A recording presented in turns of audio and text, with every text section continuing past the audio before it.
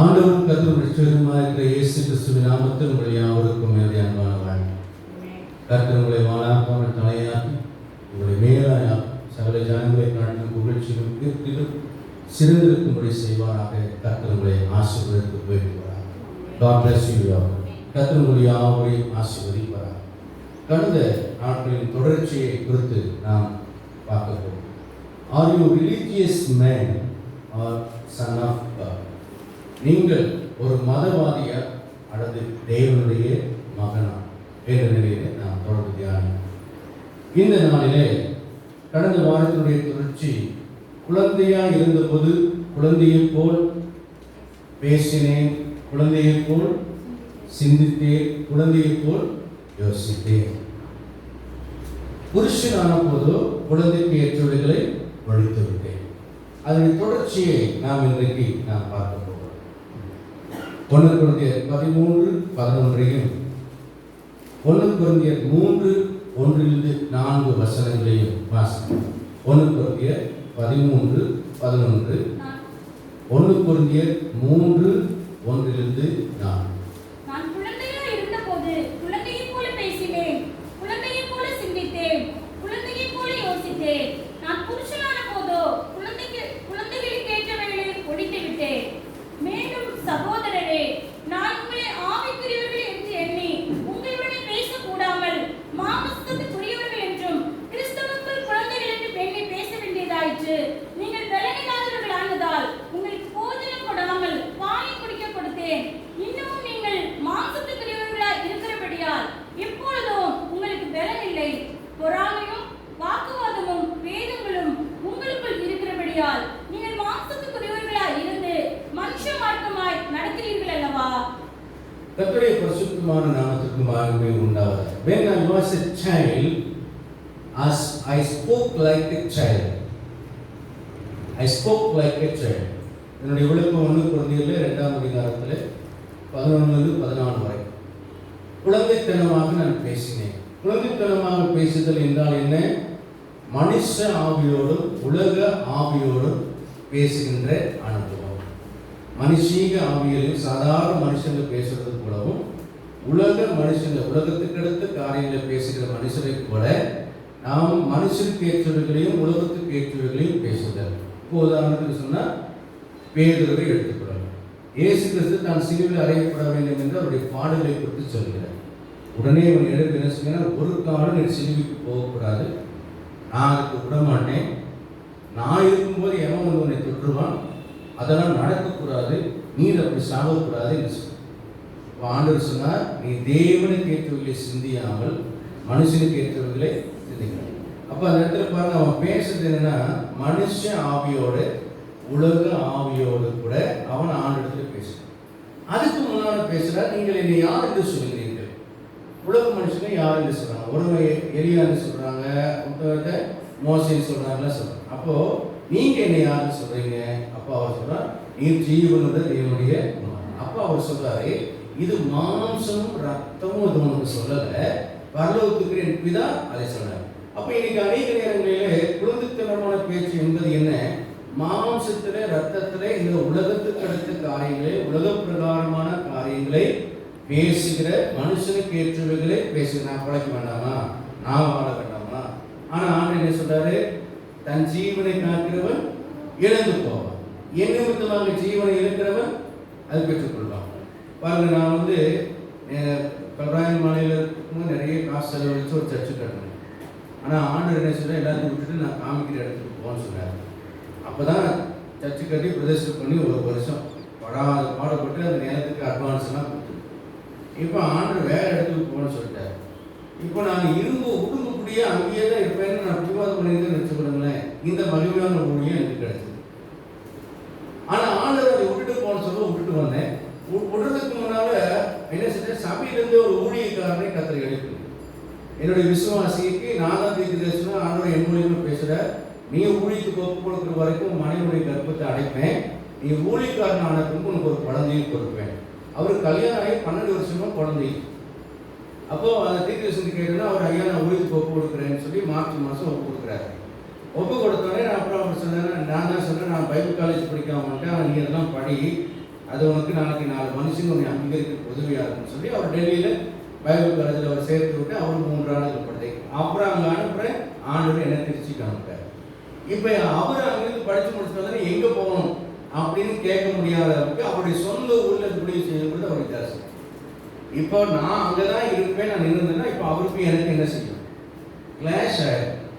இப்போ தேவ சித்தத்தின்படி அவரை ஆயத்தப்படுத்துவதற்காகவும் அவருக்கு அந்த ஊழியத்தை செய்வதற்காகவும் தேவன் தீர்மானத்திற்கு அந்த இடத்தை அவருக்காக நான் விட்டு கொடுத்துட்டு வந்ததுனால அவரும் நல்லா ஊழியம் செய்கிறாரு, நானும் தேவ சித்தத்தின்படி ஊழியம் செய்கிறேன். அநேக நேரங்களில் நம்முடைய மனுஷங்க என்ன சொன்ன, இவ்வளோ செலவு பண்ணிட்டு இது விடக்கூடாது. நிறைய இடங்கள்ல அப்படி நான் செலவு பண்ணிருக்கிறேன், ஆனால் அதையெல்லாம் கத்த கூட்டி கொடுத்து வளர்வார். மனுஷனுக்கு ஏற்றபடி பேசவோ சிந்திக்கவோ வேண்டாம். I thought like a child. ரோமர் 8ஆம் அதிகாரம் 5, 6, 7 வசனங்களிலே அதுக்குரிய விளக்கத்தை நான் உங்களுக்கு சொன்னேன். அதே போல நான் குழந்தையை போல நான் யோசித்தேன் அப்படின்னு சொல்றார். குழந்தையை போல யோசித்தேன். I reasoned like a child to want in order to convince. I reasoned like a child. அப்படின்னா என்ன அர்த்தம்னா, தான் விளங்கி கொண்டதின் அடிப்படையில் வாதிடுகிற ஒரு நபர். எனக்கு என்ன நான் புரிஞ்சுட்டனோ அதுதான் சரின்னு சொல்லிட்டு நான் செயல்படுகிற ஒரு தன்மை தான் குழந்தைக்கு இருக்கு. இல்லை, குழந்தைகிட்ட பூமி உருண்டையா இருக்குன்னு சொல்லுங்க, அது நடந்து வர சொல்லி தட்டையாக தான் இருக்கு. எங்கே போனாலும் அது எங்கே இருக்கு, பால்மணியாக இருக்கு, தட்டையாக தான் இருக்கு. அது விளங்கி கொண்டதின் அடிப்படையில் அது என்ன செய்யும், பேசும். ஆனா நாம வளர்ந்தவர்கள் குழந்தையை கூட பேசாம அறியப்பட்டிருக்கிறபடியே அறிந்து கொள்வேன். அதுக்கு என்ன சொல்றாரு, அறியப்பட்டிருக்கிறபடி. அப்படின்னா what is true, what is ஆக்சுவலா என்ன இருக்கோ, எது உள்ளபடி இருக்கிறதோ உள்ளபடி அறிந்து கொள்ளுதல். நான் புரிந்து கொண்டதின் அடிப்படையில் அல்ல, உள்ளதின்படி அறிந்து கொள்ளக்கூடிய ஒரு அறிவுல நான் வளர வேண்டும். அப்போ 3 விஷயங்களை நம்ம ஒரு குழந்தையினுடைய காரியத்தில் நம்ம பார்க்கலாம். ஒன்று, a being, அதாவது in body form. ஒரு குழந்தை என்பது சரீரத்திலேயும் அது தோற்றத்திலே குழந்தையாக காணப்படும். தோற்றத்திலே குழந்தையாக. ஒன்று. இரண்டாவது, எபிலிட்டி. எபிலிட்டி என்றால் திறன். ஒரு குழந்தையோட திறனுக்கும் ஒரு புருஷனுடைய திறனுக்கும் வித்தியாசம் உண்டு. ஒரு குழந்தையோட தோற்றத்துக்கும் புருஷனுடைய தோற்றத்துக்கும் வித்தியாசம் உண்டு. being a body form. Second thing, ability, ஒரு திறன். குழந்தையினுடைய செயல்பாட்டுக்கும் செயல்படக்கூடிய திறனுக்கும் ஒரு புருஷனுடைய செயல்படுகிற திறனுக்கும் வித்தியாசம் உண்டு. மூன்றாவது, நாலேஜ். ஒரு குழந்தையினுடைய அறிவுக்கும் ஒரு புருஷனாக இருக்கக்கூடிய மனிதனுடைய அறிவுக்கும் வித்தியாசம் உண்டு. இப்போ ஒரு விஷயத்தை நம்ம கவனிக்கணும். நான் குழந்தையா இருந்தபோது குழந்தையை போன்ற உருவத்தில் நான் இருந்தேன். நான் குழந்தையாக இருந்தபோது குழந்தைக்குரிய திறனுடையவனாக இருந்தேன். நான் குழந்தையாக இருந்தபோது குழந்தைக்குரிய அறிவு தான் எனக்கு இருந்தது. சரி, இப்ப யார் குழந்தை அப்படிங்கிறதுக்கு தான் 1 Corinthians 3 அவர் சொன்னாரு, யார் மாம்சத்துக்குரியவர்களோ அவர்கள் தான் குழந்தை. இன்னும் வாக்குவாதம் இருக்கா, இன்னும் பொறாமை இருக்கா, இன்னும் சண்டை இருக்கா, இன்னும் பெரிய பிரிவினைகள் இருக்கா, இன்னும் பலவிதமான கசாமுசாலாம் இருக்கா, நீங்க இன்னும் புருஷனாய் மாறவில்லை, நீ இன்னும் குழந்தையா இருக்கிற. குழந்தையா இருந்து மனுஷ மார்க்கமாய் நீங்கள் நடக்கிறீர்கள். அதைத்தான் அவர் இண்டிகேட் பண்றார். அவர் சுட்டி காட்டுகிற ஒரு பகுதி என்ன, மனுஷ மார்க்கமாய் நடக்கிறீர்கள் அல்லவா. சொல்லுங்க பார்க்கலாம், மனுஷ மார்க்கமாய் நடக்கிறீர்கள் அல்லவா. இன்னும் சண்டை, பிரிவினை, வாக்குவாதம், பேதமும், குழப்பம், ஆர்கியூமெண்ட்ஸ்லாம் இருக்கு அப்படின்னா நீங்கள் மாம்சத்துக்குரியவர்கள். இந்த மாம்சத்துக்குரியவர்கள் தான் குழந்தைகளாக அவர்கள் காணப்படுகிறார்கள். கர்த்தருடைய பரிசுத்தமான நாமத்திற்கு மகிமை உண்டாவதாக. இதைத்தான் குழந்தைகள் என்றும் சிறுபிள்ளைகள் என்றும் அப்போஸ்தலனாகிய பவுல் பரிசுத்த ஆவியானவர் மூலமாக அது எழுதப்பட்டு பகுத்து வைக்கப்பட்டிருக்கிற காரியத்தை நாம் காணலாம். ஒரு நபர் ஆவிக்குரிய குழந்தையாக இருக்கும்போது அவருக்கும் ரட்சிக்கப்படாத நபருக்கும் இடையில பெருசா ஒன்றும் வித்தியாசத்தை நம்மால் காண முடியாது. புரியுதா உங்களுக்கு? கவனிக்கிறீங்களா? நன்றாய் கவனிங்க. எல்லாம் கொஞ்சம் கண்ணை திறந்து பார்த்து என்ன கவனிங்க. இங்கே சொல்லப்படுகிற ஒரு காரியம், ஒரு நபர் ஆவிக்குரிய குழந்தையாக இருக்கும்போது ரட்சிக்கப்படாத ஒரு நபருக்கும் அவருக்கும் நடுவில் பெருத்த வித்தியாசம் ஒன்றும் தெரியாது. ஏனென்றால் அவங்களும் மனுஷ மார்க்கமா நடப்பாங்க, இவங்களும் மனுஷ மார்க்கமா நடப்பாங்க. அவங்களும் உலக ஆவியை பெற்றவராக இருப்பார்கள், இவர்களும் உலக ஆவியை பெற்றவராக இருப்பாங்க. இவங்களுக்கும் சண்டை, பொறாமை, கலகம் எல்லாம் இருக்கும், அவங்களுக்கும் சண்டை, பொறாமை, கலகம் இருக்கும். என்ன, இவங்க ஞானஸ்தானம் எடுத்தவங்க,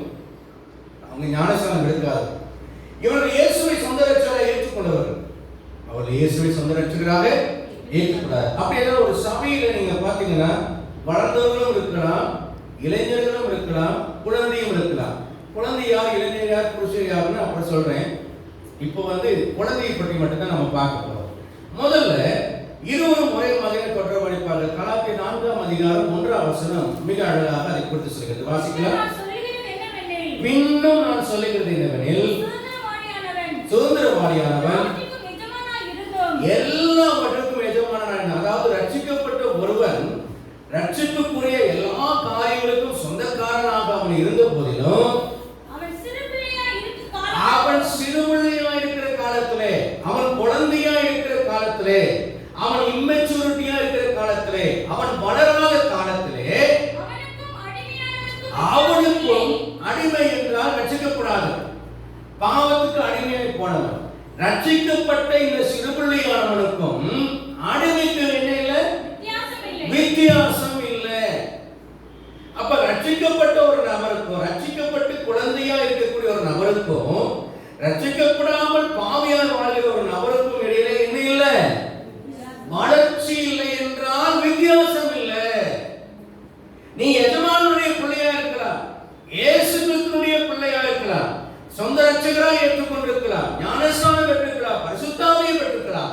ஆனால் நீ வளர்ச்சியற்ற ஒரு நபராக காணப்படுவீர்கள் என்றால் உங்களுக்கும் ரட்சிக்கப்படாத ஒரு பாவிக்கும் என்ன இல்லை? வித்தியாசம் இல்லை. இதை முதல் நன்றா புரிஞ்சுக்கணும். எங்க நாம வித்தியாசப்பட்டு காண்பிக்க போகிறோம்? மற்ற ஜாதிகளை விட நாம் எப்படி வித்தியாசமாய் காண்பிக்கப்படுகிறோம்? எண்ணத்தில் ஏற்படுகிற வளர்ச்சி நிமித்தம் தான் எனக்கும் மற்ற ஜாதிகளுக்கும் நடுவில் ஒரு வித்தியாசம் இருக்கிறது. ஆமென். நான் வளராத பட்சத்தில் எனக்கும் ஒரு பாவிக்கும் நடுவில் எந்த வித்தியாசமும் இல்லை. நான் சொல்லல, வேதம் சொல்லுகிறது. கர்த்தருடைய பரிசுத்தமான நாமத்துக்கு மகிமை உண்டாகும். அப்படியானால் அதற்கு பெற்றோர் இருக்க வேண்டும். ஒரு குழந்தை என்றால் அந்த குழந்தையை பெற்றோர் ஒருவர் இருக்க வேண்டும். இருக்கணுமா, இருக்கக்கூடாது? எல்லாரும் சொல்லுங்க. நம்ம அனாதைகள் அல்ல, நம்மை பெற்றவங்க ஒருத்தங்க இருக்காங்க. சிறந்த நபரின் வாழ்க்கையில் வளர்ச்சியும் உயர்வும் முதலிலே நல்ல பெற்றோரிடத்திலிருந்து தான் வருகிறது. நல்ல ஒரு ஆவிக்குரிய புருஷனாய் நீங்கள் மாற வேண்டுமானால் உங்களுக்கு சிறந்த பெற்றோர் இருக்க வேண்டியது அவசியம். தாயை போல புள்ள, நூலை போல சேலை. உலகத்துல பழமொழி சொல்லுவாங்க. என்ன, நான் உலக பழமொழி சொல்றேன் நீங்க நினைக்காதீங்க. இறைமையால சொல்ற, தாயை போல பிள்ளை என்று வழங்குகிற பழமொழியின்படியே ஆயிற்று என்று எழுதப்பட்டது. அப்படியானால் நல்ல ஆவிக்குரிய பெற்றோரால் பெற்றெடுக்கப்பட்ட ஒரு நபராக, வளர்க்கப்பட்ட ஒரு நபராக இருந்தால்தான் நீங்கள் வாழ்க்கையின் வளர்ச்சியும் உயர்வும் சிறப்பான ஒரு மனிதனாக மாறக்கூடிய பண்பு நலன்களும் உங்களிடத்தில் வரும். உங்களுக்கு நல்ல ஆவிக்குரிய பெற்றோர் இல்லாவிட்டால் நீங்கள் சிறந்த ஒரு நபராக நீங்கள் மாற முடியாது.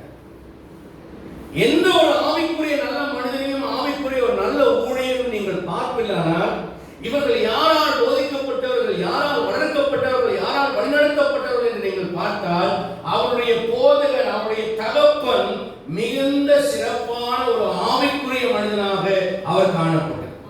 அப்படியானால் நாம் தான் தோன்றித்தனமாக ஒரு ஆர்ஃபனாக, ஒரு அனாதையாக இருக்க முடியாது. நமக்கு ஒரு ஆவிக்குரிய பெற்றோர்த்துவம் உடைய நபராலே நாம் வளர்க்கப்பட்டிருக்க வேண்டியது இதுதான் முதல் படி. எனக்கு நல்ல ஆவிக்குரிய பெற்றோர் இல்லாவிட்டால் நான் ஒரு சிறப்பான குழந்தையாக, பிற்காலத்தில் ஒரு சிறப்பான புருஷனாக நான் வளர முடியாது. முதலிலே ஒரு தேவனுடைய பிள்ளையினுடைய உறுதியான தெளிவான வளர்ச்சி ஆவிக்குரிய தகப்பன் என்ற நிலையில் தான் ஆரம்பிக்கிறது. என்னங்க, ஒரு குழந்தையினுடைய, ஒரு தேவனுடைய பிள்ளையினுடைய உறுதியான தெளிவான பூர்ண வளர்ச்சி ஆவிக்குரிய தகப்பனாலேயே ஆரம்பிக்கிறது என்பதை நாம் ஒரு நாளும் மறுக்க முடியாது. இது நல்லா உள்வாங்கிக் கொள்ளும். அப்ப முதல்ல உங்களுக்கு ஒரு நல்ல ஆவிக்குரிய தகப்பன், பெற்றோர்த்துவம் உடைய ஒரு நபர் உங்களுக்கு இருக்க வேண்டியது அவசியம். 1 கொரிந்தியர் 4ஆம் அதிகாரம் 15, 16, 17 வசனங்களை வாசிக்கலாம். கிறிஸ்துவுக்குள் 16 ஒருமையா வாசி. 10,000 உபாதியர்கள் அல்ல, உபாத்தியர்கள். உபத்திரவப்படுத்துவதுன்னு அர்த்தம். உபாத்தியர்கள் என்றால் டீச்சர்ஸ்னு அர்த்தம். கிறிஸ்துவுக்குள் 10,000 உபாத்தியாயர்கள் உங்களுக்கு இருந்தாலும் என்ன சொல்லப்பட்டிருக்கிறது? ஒரு குழந்தைக்கு தகப்பன்மார் அநேகர். எனக்கு 15 அப்பா இருக்காங்க தெரியுமா அப்படின்னு சொன்னா அந்த குழந்தை என்ன சொல்லுவாங்க? அர்த்தமே வேற போயிடும். ஆனா நமக்கு டீச் பண்றதுக்கு டீச்சர்ஸ், என்னை பார்த்து உங்களுக்கு எத்தனை டீச்சர்ஸ் இருந்தாங்கன்னா கவுண்ட் பண்றதுக்கே நேரம் எப்படி ஒரு 60-70 பேருக்கு மேல இருந்திருப்பாங்க டீச்சர்ஸ். ஆனா உனக்கு அப்பா யாரா கேட்டா எனக்கு ஒரே ஒரு அப்பா. எனக்கு பல அப்பா இல்ல, எனக்கு யார் இருக்கா? ஒரே அப்பா. இயல்பாவே நம்ம இயேசு கிறிஸ்துவை ஏற்றுக்கொள்வதற்கு பல ஆட்கள் நமக்கு இருக்கிறார். ஆனா நம்ம வளர்வதற்கு அப்பானாலதான் நம்ம வளர முடியும். அல்லேலூயா, அல்லேலூயா சொல்லுங்க. அப்ப அவர் சொல்றாரு 10,000 உபாத்தியர்கள் இருக்கிறார், 10,000 வாத்தியர்கள் கூட அவருடைய வாழ்க்கையில வந்திருக்கிறார். நான் அந்த பாஸ்டர் கொஞ்ச நாள் அங்க சபையில் இருந்தேன் இரு, நான் அந்த ஊர்ல இருக்கும்போது அந்த பாஸ்டர் கொஞ்ச நாள் இருந்தேன் இரு, இந்த பாஸ்டர் கொஞ்ச நாள் இருந்தேன் இரு. ஆனா எத்தனை பாஸ்டர் இருந்தாலும் ஆவிக்குரிய வளர்ச்சி என்பதும் இயேசுவினுடைய சாயல் என்பதும் சத்தியத்தை அறியும் அறிவும் என்பது ஆவிக்குரிய தகப்பனிடத்திலிருந்து மட்டும்தான் வருது. அல்லேலூயா. ஆவிக்குரிய தகப்பனுக்கு வாத்தியாருக்கு வித்தியாசம் நிறைய. மேத்ஸ் அழகா எடுப்பார் வாத்தியார், அப்பாவுக்கு ஒருவேளை கணக்கே தெரியாம இருக்கு. என்னங்க, மேத்ஸ் அழகா வாத்தியார் போடுவார், ஆனா எங்க அப்பாவுக்கு கணக்கே தெரியாம இருக்கு. என்னோட ஹிந்தி டீச்சர் அழகா எனக்கு ஹிந்தியை டீச் பண்றார், ஆனா எங்க அம்மாவுக்கு ஹிந்தியே தெரியாம இருக்கும், தமிழ் மட்டும்தான் தெரியும். எங்க வாத்தியார் பயங்கரமா படிச்சவர், PhD வாங்கினவர், ஆனா எங்க அப்பா ஸ்கூல் பக்கமே போகாது. ஆனா ஒன்று தெரியும், என்னை சிறந்த மனிதனாய் மாற்றுகிறவர். அவர் படிக்காதவராய் இருந்தாலும் என்னை படிக்க வைத்தவர். அவர் சாப்பிடாமல் இருந்தாலும் எனக்கு சாப்பாடு போட்டவர். அவர் கல்லாதவராய் இருந்தாலும் என்னை கற்க வைத்தவர். அல்லேலூயா. அவர் இல்லாம நான் இந்த நிலைமைக்கு வந்திருக்க முடியாது.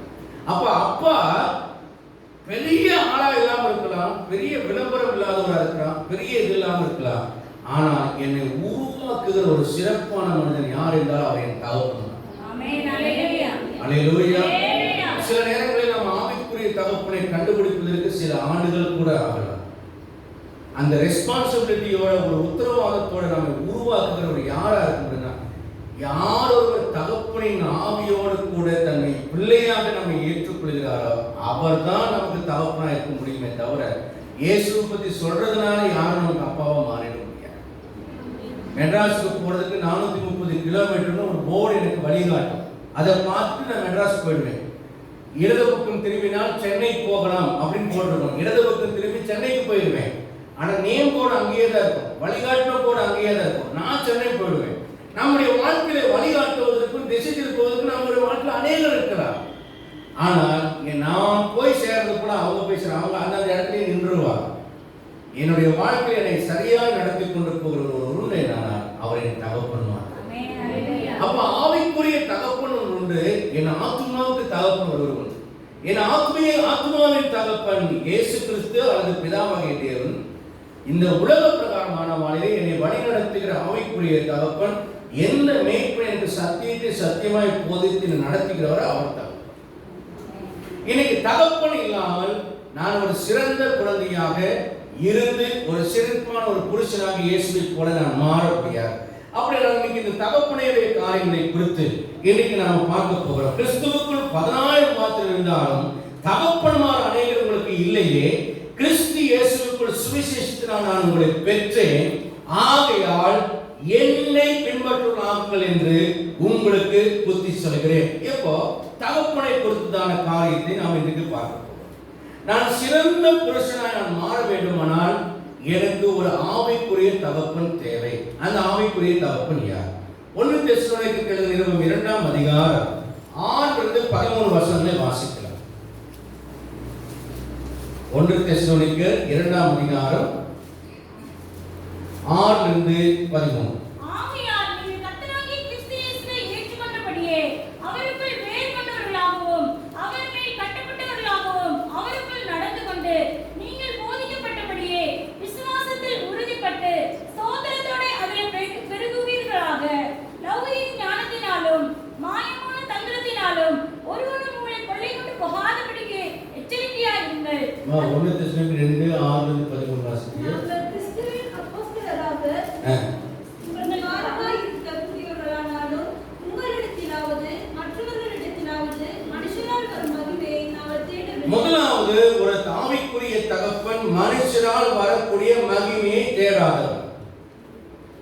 யார் ஆவிக்குரிய தகப்பன்?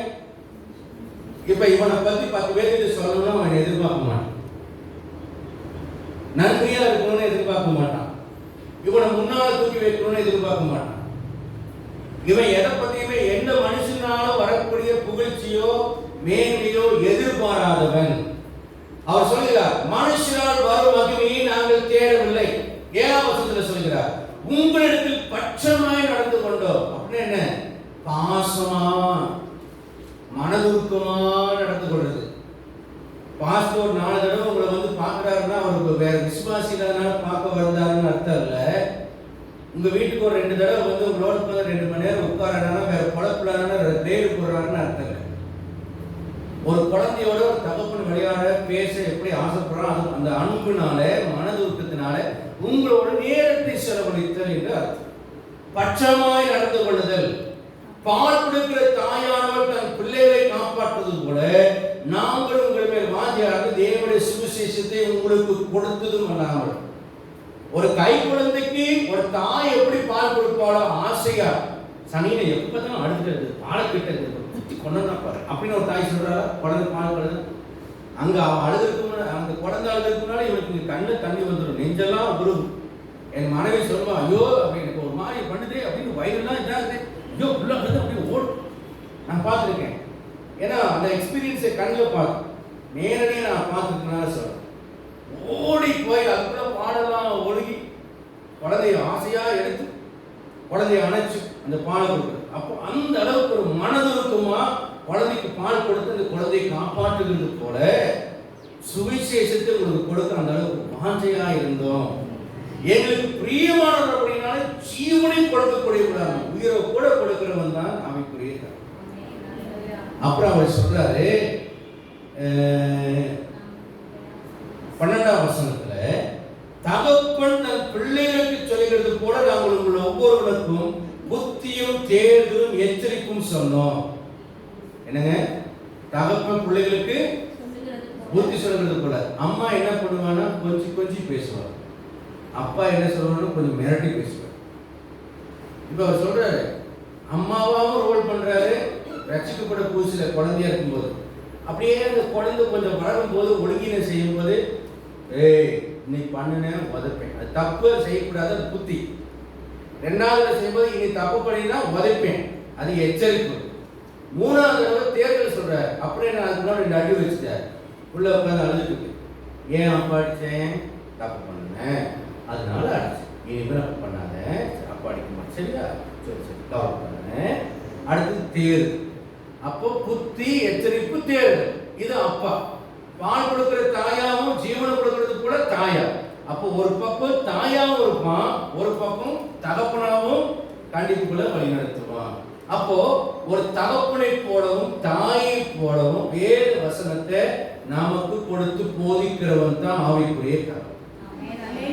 2வதாக நீங்க பாத்தீங்கன்னா ஆவிக்குரிய தகப்பன் யார்? எபிரேயர் 2ஆம் அதிகாரம் 6ஆம் வசனத்திலிருந்து வாசிங்க. கர்த்தர் எவருக்கு அன்பு கூறுகிறார் அவனை சிட்சித்து தாம் சேர்த்து எந்தவனை தண்டிக்கிறார் என்று பிள்ளைகளுக்கு சொல்கிறது போல உங்களுக்கு சொல்லுகிற புத்தியை வளர்ந்துகள். நீங்கள் சிற்றியை சைக்கிளாக இருந்தால் தேவன் உங்களை புத்திரனாக எண்ணி நடத்துகிறார். தகப்பன் சிற்றியாத புத்திரன் உண்டோ? தகப்பன் சிற்றியாத புத்திரன் உண்டோ? எல்லாருக்கும் கிடைக்கும் சிற்றை உங்களுக்கு கிடையாது என்றால் நீங்கள் புத்திரனாயிராமல் வேசி பிள்ளைகளாயிருப்பீர்கள். அன்றியும் நம்முடைய சரீரத்தின் தகப்பன்மார்கள் நம்மை சிற்றிக்கும் போது அவர்களுக்கு நாம் அஞ்சி நடந்திருக்க நாம் பிழைக்கத்தக்கதாக ஆவிகளின் பிதாவுக்கு வெகு அதிகமாய் அடங்கி நடக்க வேண்டும் அல்லவா? அவர்கள் தங்களுக்கு நலவென்று தோன்றினபடி கொஞ்ச காலம் சிற்றித்தார்கள். இவரோ நம்முடைய பரிசுத்தத்துக்கு நாம் பங்குள்ளவராக பொருட்டு நம்முடைய பிரயோஜனத்துக்காகவே நம்மை சிற்றிக்கிறார். புரிஞ்சிருக்கும் உங்களுக்கு? ஒரு அப்பா தன் பிள்ளையை சிற்றிக்கவில்லை என்றால் அது வேசி பிள்ளைன்னு அர்த்தம். இன்னைக்கு விசுவாசிகளுக்கு எப்படிப்பட்ட ஒரு அப்பா தேவைப்படுகிறார் என்றால் எப்போதும் தாளாட்டுவார், சீராட்டுவார், கைவிடவே மாட்டார், கண்மணியை போல வச்சிருவார். எத்தனை நாளைக்கு? 25 வயசாகி வேலைக்கு போகாத கண்மணியை போல வச்சுட்டு புரியுதா உங்களுக்கு? அப்ப தகப்பன் ஒழுங்கின செய்கிற வழியிலே, மதிகேடா நடக்கிற வழியிலே, என்னுடைய மதிகேட்டிலிருந்தும் என்னுடைய குறைவிலிருந்தும் திருந்தும்படியாக என்னை கண்டிக்க வேண்டும். வசனம் சொல்கிறது. நமக்கு வசனத்தில சிறப்பா இங்க கேட்கும் போதெல்லாம் ஆமா தான் தலையாட்டும். ஆனா பிராக்டிக்கலா நீங்க தப்பு செய்யும்போது ஏன் இப்படி ஒழுங்கினமான காரியத்தை செய்றீங்கன்னு கேட்டா உங்களுக்கு கோவம். தாவீதை பார்த்து கேட்டா அவன் சொல்லுவான், நீதிமான் என்னை குட்டி, என் தலையை குட்டி என்னை தயவாய் கடிந்து கொள்ளட்டும், அது என் தலைக்கு எண்ணெயை போல இருக்கும், அபிஷேகம். அவர் சொன்னார் அபிஷேகமா இருக்கும், அதுல ஒரு அபிஷேகம் எனக்கு இறங்குங்கிற. என் தலையை குட்டி என்னை கடிந்து கொள்ளட்டும், அது எனக்கு அபிஷேகம். தமிழ்ல எங்க அம்மா எனக்கு செய்யுள் நடத்தும் போது எனக்கு சொன்ன சீத்தலை சாத்தினார் அப்படின்னு படிச்சிருக்கீங்களா? எத்தனை பேருக்கு ஞாபகம்? ஆமா, அந்த மாதிரி ஞாபகம் வந்து இப்ப எங்கேயோ போயிருக்கோம். ரசிக்கப்படுறதுனால உலக படிப்புலாம் வேண்டாம்னு அதெல்லாம் குப்பைன்னு விட்டுருவோம். எழுத்தறிவித்தவன் இறைவன், உலக படிப்பு நமக்கு அவசியம். புரியுதா உங்களுக்கு? ஞானம் நமக்கு அவசியம், கற்றுக்கொள்ள எப்போதும் ஆயிட்டு. சீத்தலை சாத்தினார். ஏன் அவருக்கு சீத்தலை சாத்தினார்னு பேர் வந்துச்சுன்னா, அவருக்கு பாடம் சொல்லி கொடுக்கும்போது புரியாதனால மண்ணீர் போட்டு கொண்டு சீ வந்துருச்சான் தலையில் புண்ணாய். அதனால அவருக்கு பேர் சீத்தலை சாத்தினார்னு பேருன்னு எங்க அம்மா சொல்லி கொடுத்தாங்க. அப்ப நல்லா ஒரு கவனிங்க. அந்த காலத்துல எல்லாம் ஆசிரியர்கள் கடிந்து கொண்டு கட்டி குட்டி வழி நடத்துறதுனால என்னுடைய காலத்து மக்கள் எல்லாம், அதுக்கு முன்னால் இருந்த மக்கள் எல்லாம், அப்ப இருந்த உலக மக்கள் எல்லாம் நாகரிகம் இருந்தாலும் பண்புள்ள ஒரு நாகரிகம் இருக்கு.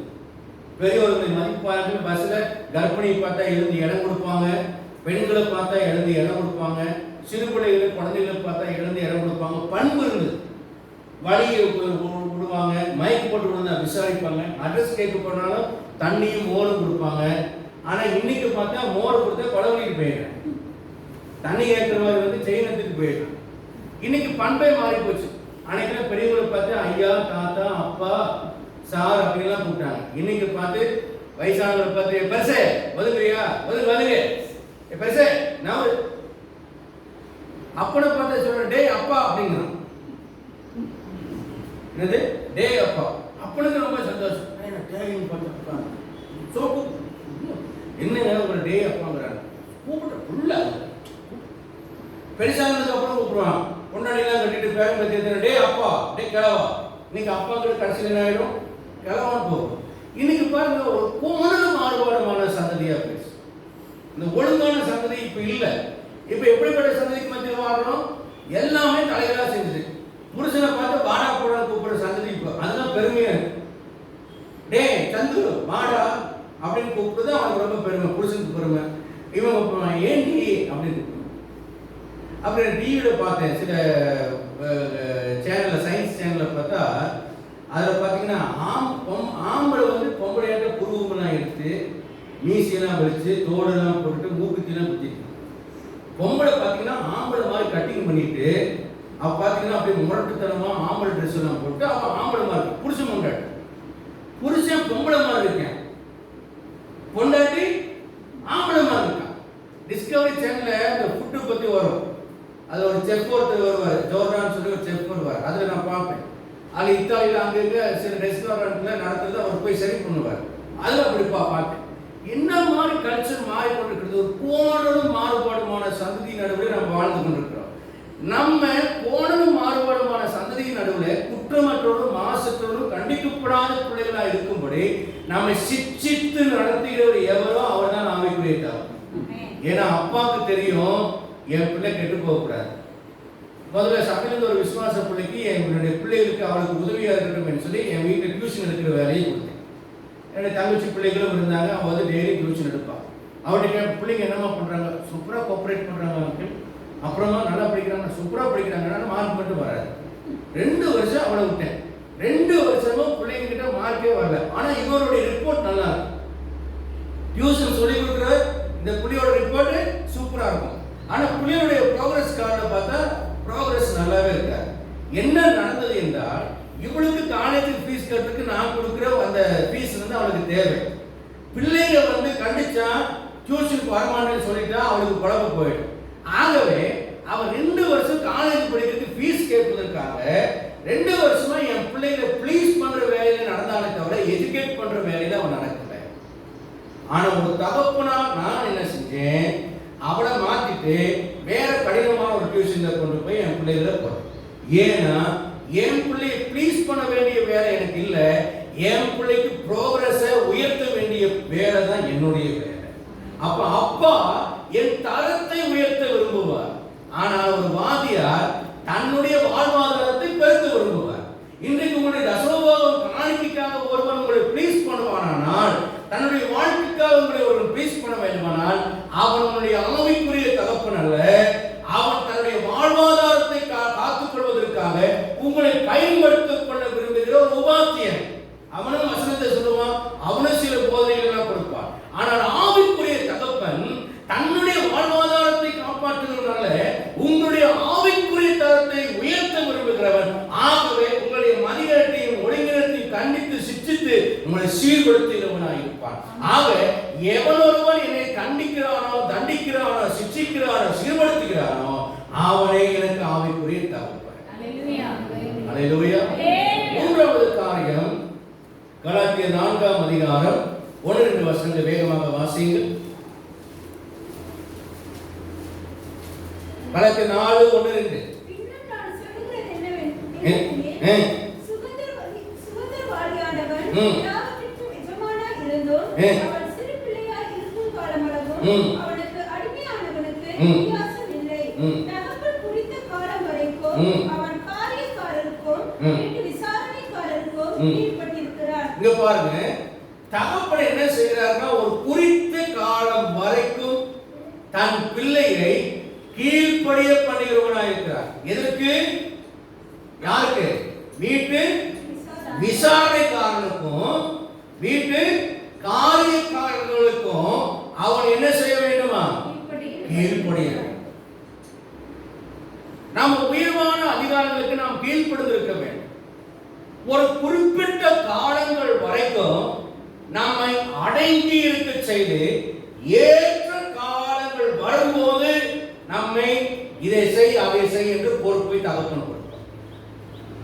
இன்னைக்கு சர்ச்சில் ஒரு சகோதர சகோதரி வந்துட்டாங்கன்னு வச்சுக்கொள்ளுங்களேன், அவங்களுடைய தரத்தை உயர்த்தாம எடுத்தோடனே இன்னைக்கு மாலை கூட்டங்களை நீங்க செய்து கொடுக்குறீங்களா? நான் காலேஜில் நீங்க என்னவா இருக்கீங்க? ப்ரொஃபஸர். இன்னைக்கு சாயந்தரம் நீங்க ஒரு சுவிசேஷத்துல மத்தியில் இருந்து ஒரு சுவிசேஷத்துல அந்த கற்றுகள் கொடுக்குற வசனத்தை கொஞ்சம் பேசுறீங்களா? No no. நீ உலகத்துக்கு ப்ரொஃபஸராக, உலகத்துக்கு டாக்டராக, உலகத்துக்கு அதிபதியாக, உலகத்துல தொழில்திருக்கிறாரு. இங்கே நீ கற்றுக்கொள்ளுகிற வரைக்கும் நீ ஒரு குழந்தை. பேசாம இங்க நான் சொல்றதை கேட்டு நீ கற்றுக்கொள்ளணும். உன்னை சோதிச்சு பார்த்து நீ வளர்ந்திருக்கிறியான்னு பார்த்து நீ வளர்ந்ததுக்கு அப்புறம் தான் உன் கரத்துல சாமி கொத்து கொடுப்பனே தவிர, நீ வளராததுக்கு முன்னால பாடல் ஆராதனை நடத்துவார்கள், துதி ஆராதனை நடத்துவார்கள், அவசுஸ்தி சந்திப்பார்கள். ஜாக்கிரதையாரு, நீ குடியில போயிட்டு இருக்கேன். இன்னைக்கு ஒரு சபை கூட போனே உனக்கு ஒரு பொறுப்பு கொடுத்துறாங்களா? நீ குளிக்கு போயிட்டு இருக்க. முதல்ல வேற சபையில ஒரு ஆத்மா வருதுன்னா அந்த ஆத்மாவை சோதிச்சு பார்க்கணும். நாம ஏன் அந்த சபைக்கு வந்துச்சு, எதனால வந்துச்சு, இவங்க மேல தப்பா அவங்க மேல தப்பா பார்க்கணும். இன்னைக்கு மங்கீஸ் போல பிரான்ச் டு பிரான்ச் ஜம்ப் பண்றதெல்லாம் இருக்கு. தாவி குதிக்கிற ஆவி, இங்க கண்டிச்சா அங்க ஓடுறது, அங்க கண்டிச்சா அங்க ஓடுறது, இங்க இடம் விட்டுனா அங்க ஓடுறது. வந்தோடனே மூக்குன்னு போஸ்டிங் கொடுக்கணும், வந்தோடனே சபை நடத்துற லீடர்னு ஒரு அந்தஸ்து கொடுக்கணும். இந்த மேன்மையெல்லாம் கொடுத்து உன்னை நைஸ் பண்ணக்கூடிய ஒரு ஆளா இருந்தால் that is not a suitable place and also he is not a spiritual father. அப்படியானால் முதல்ல நீ யார் என்று உன்னை சோதித்து ஆராய்ந்து அறிந்தும் பலவீனம் என்ன, வளர்ச்சி இல்லாத என்ன, உன்னை எப்படி நடத்தணும், என்ன செய்யணும் எல்லாம் புரிந்து கொண்டு உன்னை எஜுகேட் பண்ணி உன்னை வளர்ச்சிக்கு நேராக போதித்து உன்னை உருவாக்கி வளர்ந்து விட்டாய் என்று அறிந்து கொண்டு இதையெல்லாம் நடத்த முடியும் என்று அறிந்து கொண்டு ஆண்டவர் ஒரு உண்மையிலே சொல்றாரு, மூத்தவன் ஒருவன் தான், இளையவன் ஒருவன் தான். இளையவன் என்ன பண்ணா, காலத்துக்கு முன்னால என் சொத்தை எல்லாம் குடும்ப போறேன் அப்படின்னு அவன் பலவந்தம் பண்ணணும்னால வழி இல்லாம இந்த எடுத்துக்கோ பங்கன்னு கொடுத்தார். ஆனா ஊதாரியா போவான்னு அவருக்கு தெரியும், போனா ஊதாரியா போயிட்டான். இன்னைக்கு காலம் வர்றதுக்கு முன்னாடியே உங்க கையில பொறுப்பு கொடுத்தா நீ ஊதாரியா போய்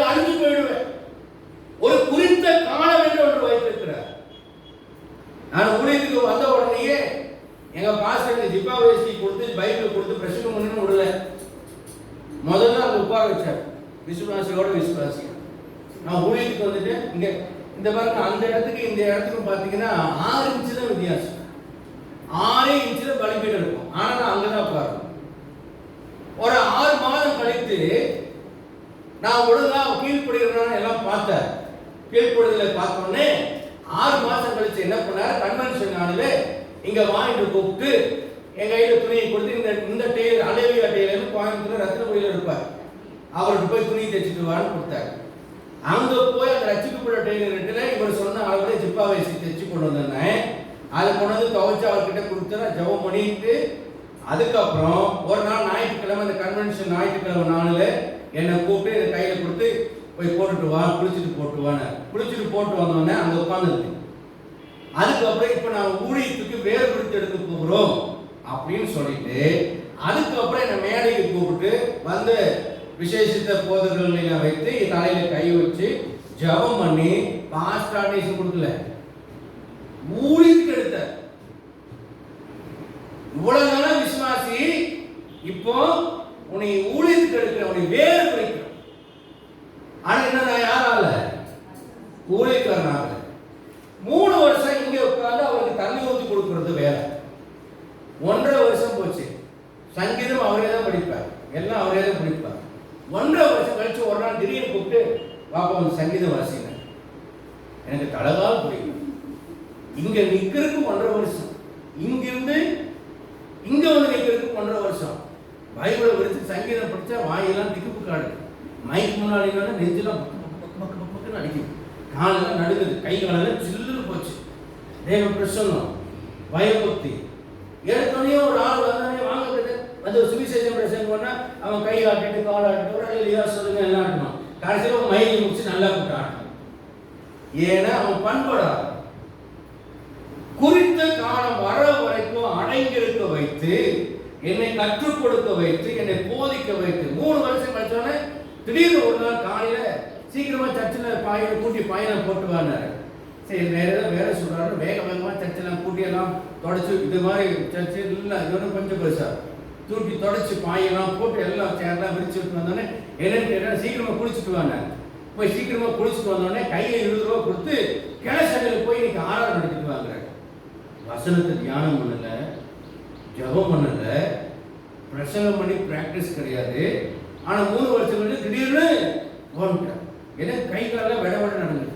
வேகமா பஸ் ஸ்டாண்டுக்கு ஓடணும், நடந்து அது ஒரு 2 கிலோமீட்டர் ஓடி போய் பஸ் ஏறி உட்காந்து அங்க உட்காந்து பைபிள் பிறக்கிறேன். ஆவியானவர் அருமையானவர். ஆண்டவரே நான் என்ன பிரசங்கம் பண்ண போறேன்னு ஆண்டவர் போய் எனக்கு சொல்லி கொடுத்தார். ஒரு பேப்பர் எடுத்து குறிப்பு மட்டும் எழுதி கொண்டேன். வேதத்தை 3 வருஷம் புரட்டி படிச்சதுனால எந்தெந்த வசனம் எங்கெங்க இருக்குன்னு அத்துப்படி ஆயிடுச்சு. உட்கார்ந்து பிரசங்கத்தை கேட்டு கவனமா வாஞ்சியோட கேட்டதுனால மனசுல பதிஞ்சு விட்டுச்சு. இப்போ டக்குன்னு எடுத்துட்டு கிராமத்து சர்ச்சுக்கு போனேன். அங்கே 11 மணி 10 மணி ஆராதனை. இங்கிருந்து 9 மணிக்கு போய் அங்கே 10 மணிக்கு போயிட்டேன். உட்காந்து ஜோகம் பண்ணேன். உட்காந்து இப்போ என்ன பிரசங்கம் பண்ணுறான்னு ஜனங்க ஆவலாக பார்க்குறாங்க. நல்ல நேர்த்தியாக ஒரு செய்தியை கொடுத்துட்டு அவர் கற்றுக்க உதவி செய்தார். என்னை ஊழியத்துக்கு வந்தோடனே பைபிள் கொடுத்து பிரசங்கம் பண்ணுன்னு சொல்லியிருந்தா ததக்காப்புக்கான போயிருக்கும். எனக்கு பிரசங்கம் பண்ணுற ஒரு ஆர்வம். ஒரு 15 வயசு எக்ஸ்பீரியன்ஸ் உள்ள ஒரு பாஸ்டர் ஊழியத்துக்கு வந்திருந்தார். எங்கள் பாஸ்டர் அவர் இங்கிலீஷ் அண்ட் தமிழ் போத் நல்லா படிப்பார், நல்லா பேசுவார், நல்லா செபிக்கிற மனுஷன். நான் ஊழியத்துக்கு வந்தோடனே எனக்கு அவர் கூட ஒரு போட்டு, நீ பெருசா நான் பெருசா, ஏன்னா வளராத வளர்ச்சி இல்லையா. அப்போ குடும்ப ஜபம் நடக்கும் போதெல்லாம் அவர் பிரசங்கம் பண்ணுவார். அப்போது பாஸ்டர்மா பிள்ளைங்க வயசு சர்ச்சில் இருக்கிற ஒரு 4 பாட்டி மாதிரி எல்லாம் உட்காந்துருக்கும். எனக்கு ரொம்ப ஆசை பிரசங்கம் பண்ணேன். எனக்கும் ஒரு வாய்ப்பு கிடைக்காது. இப்போ நான் ஜபம் பண்ணேன், இந்த மனுஷனுக்கு ஒரு வயிற்றால வந்து இவர் படுத்திருந்தா அன்னைக்கு எனக்கு ஒரு வாய்ப்பு கிடைக்கும். எப்படி இந்த கிரிக்கெட் பிளேயரில் 10th இருக்கு உடம்பு சரியில்லாமல் போச்சுன்னா சப்ஸ்டியூட்டாக இருக்கிற எனக்கு வாய்ப்பு கிடைக்குன்னு சொல்லுவாங்க இல்லையா, அந்த மாதிரி நமக்கு ஒரு சான்ஸ் கிடைக்காது. நான் ஏற்கனவே ஒரு பிரசங்கத்தை எடுத்து வச்சிருக்கேன், 7 அழைப்புகள் அப்படின்னு ஒரு பிரசங்கம். என்னால் ஞாபகம் இன்னும் மனசு 7 அழைப்பு, 7 காலிங்ஸ், 7 அழைப்பு. அப்புறம் ஒரு வாரம் நான் நினைச்ச மாதிரியே அவருடைய மனைவி மாசம் வந்ததுனால மாமியார் வீட்டுக்கு போயிட்டாங்க. அன்னைக்கு அவர் போக வேண்டியதாக போயிடுச்சு. போகிற மனுஷன் எப்படியும் விடாமல் வந்துடுவார். கரெக்டாக 7:30 மணி, 7லேருந்து 7:30 வரைக்கும் பாட்டு, 7:30க்கு ஜெபம். வந்துடுவாருன்னு எனக்கு பயம். 7:30 மணி அடிச்சதுன்னா எனக்கு ஒரு செய்தி ஆரம்பிச்சிடும். உடனே நான் பைபிளை திறந்து 7 அழைப்புகள் கிடைக்க இன்னைக்கு எக்ஸசைஸ் பண்ணுறதுக்கு ஒரு நல்ல சான்ஸ். 7 அழைப்புகள் எங்கள் பாஸ்டர் மாதிரி அப்படி டக்குக்கெல்லாம் எதுவும் கிடைக்கிறாங்க, தரையெல்லாம் தட்டி பண்ணேன். எங்கள் பாஸ்டர்மா இப்படி உட்காந்து பார்த்தாங்க, இப்படி உட்காந்து பார்த்தாங்க. நான் கண்ணை மூடி பிரசங்கம் பண்ணிட்டு இருக்கிற நேரத்தில் திடீர்னு கண்ணை திறக்கும் போது எங்கள் யாரையுமே காணும். பாஸ்டருடைய 5 பிள்ளைகளையும் காணும், பாஸ்டர்மாவையும் காணும். 2 பாட்டுக்கு 2 பாட்டி அப்ஸ்கேனிங், 2 பாட்டி மட்டும் தூங்கிட்டு இருக்கிறாங்க. அதான் என்னுடைய முதல் பிரசங்கம். குழந்தையா இருந்தேன். அப்போ இந்த நிலையில சபை நடத்த போயிட்டு இருந்தா சபையில் இருக்கிற விசுவாசிகளே என்ன செஞ்சிருக்கோம் பாருங்க. அப்போ நான் வளர்றதுக்காக ஒரு குறிப்பிட்ட காலத்தை வைத்திருக்கிற, அந்த காலம் வரும்போது நான் வளர்ந்துருப்பேன். இந்த அப்பா வீட்டுல மூத்த மகன் இருக்கிறான், அவன் கேட்கிறான் இன்னும் ஒரு ஆட்டுக்குட்டி கூட எனக்கு சொந்தமா செய்ய நீங்க விடல, என் ஃப்ரெண்ட்ஸோட ஜாலியா இருக்கு அப்படின்னு அவன் கேட்கிறான். அப்படின்னா எவ்வளவு கட்டுப்பாடா வச்சிருப்பான் பாருங்க. இன்னைக்கு சுயஸ்தமா போறவனே சரி போய்க்கலாம் அனுப்பிடுறது தான். நான் இப்படிதான் இருப்பேன் அப்படின்னா சரி போய் ரைட் போறியா போ, உன் மனசு போல என்ன செய்யணுமோ செஞ்சுக்கோ.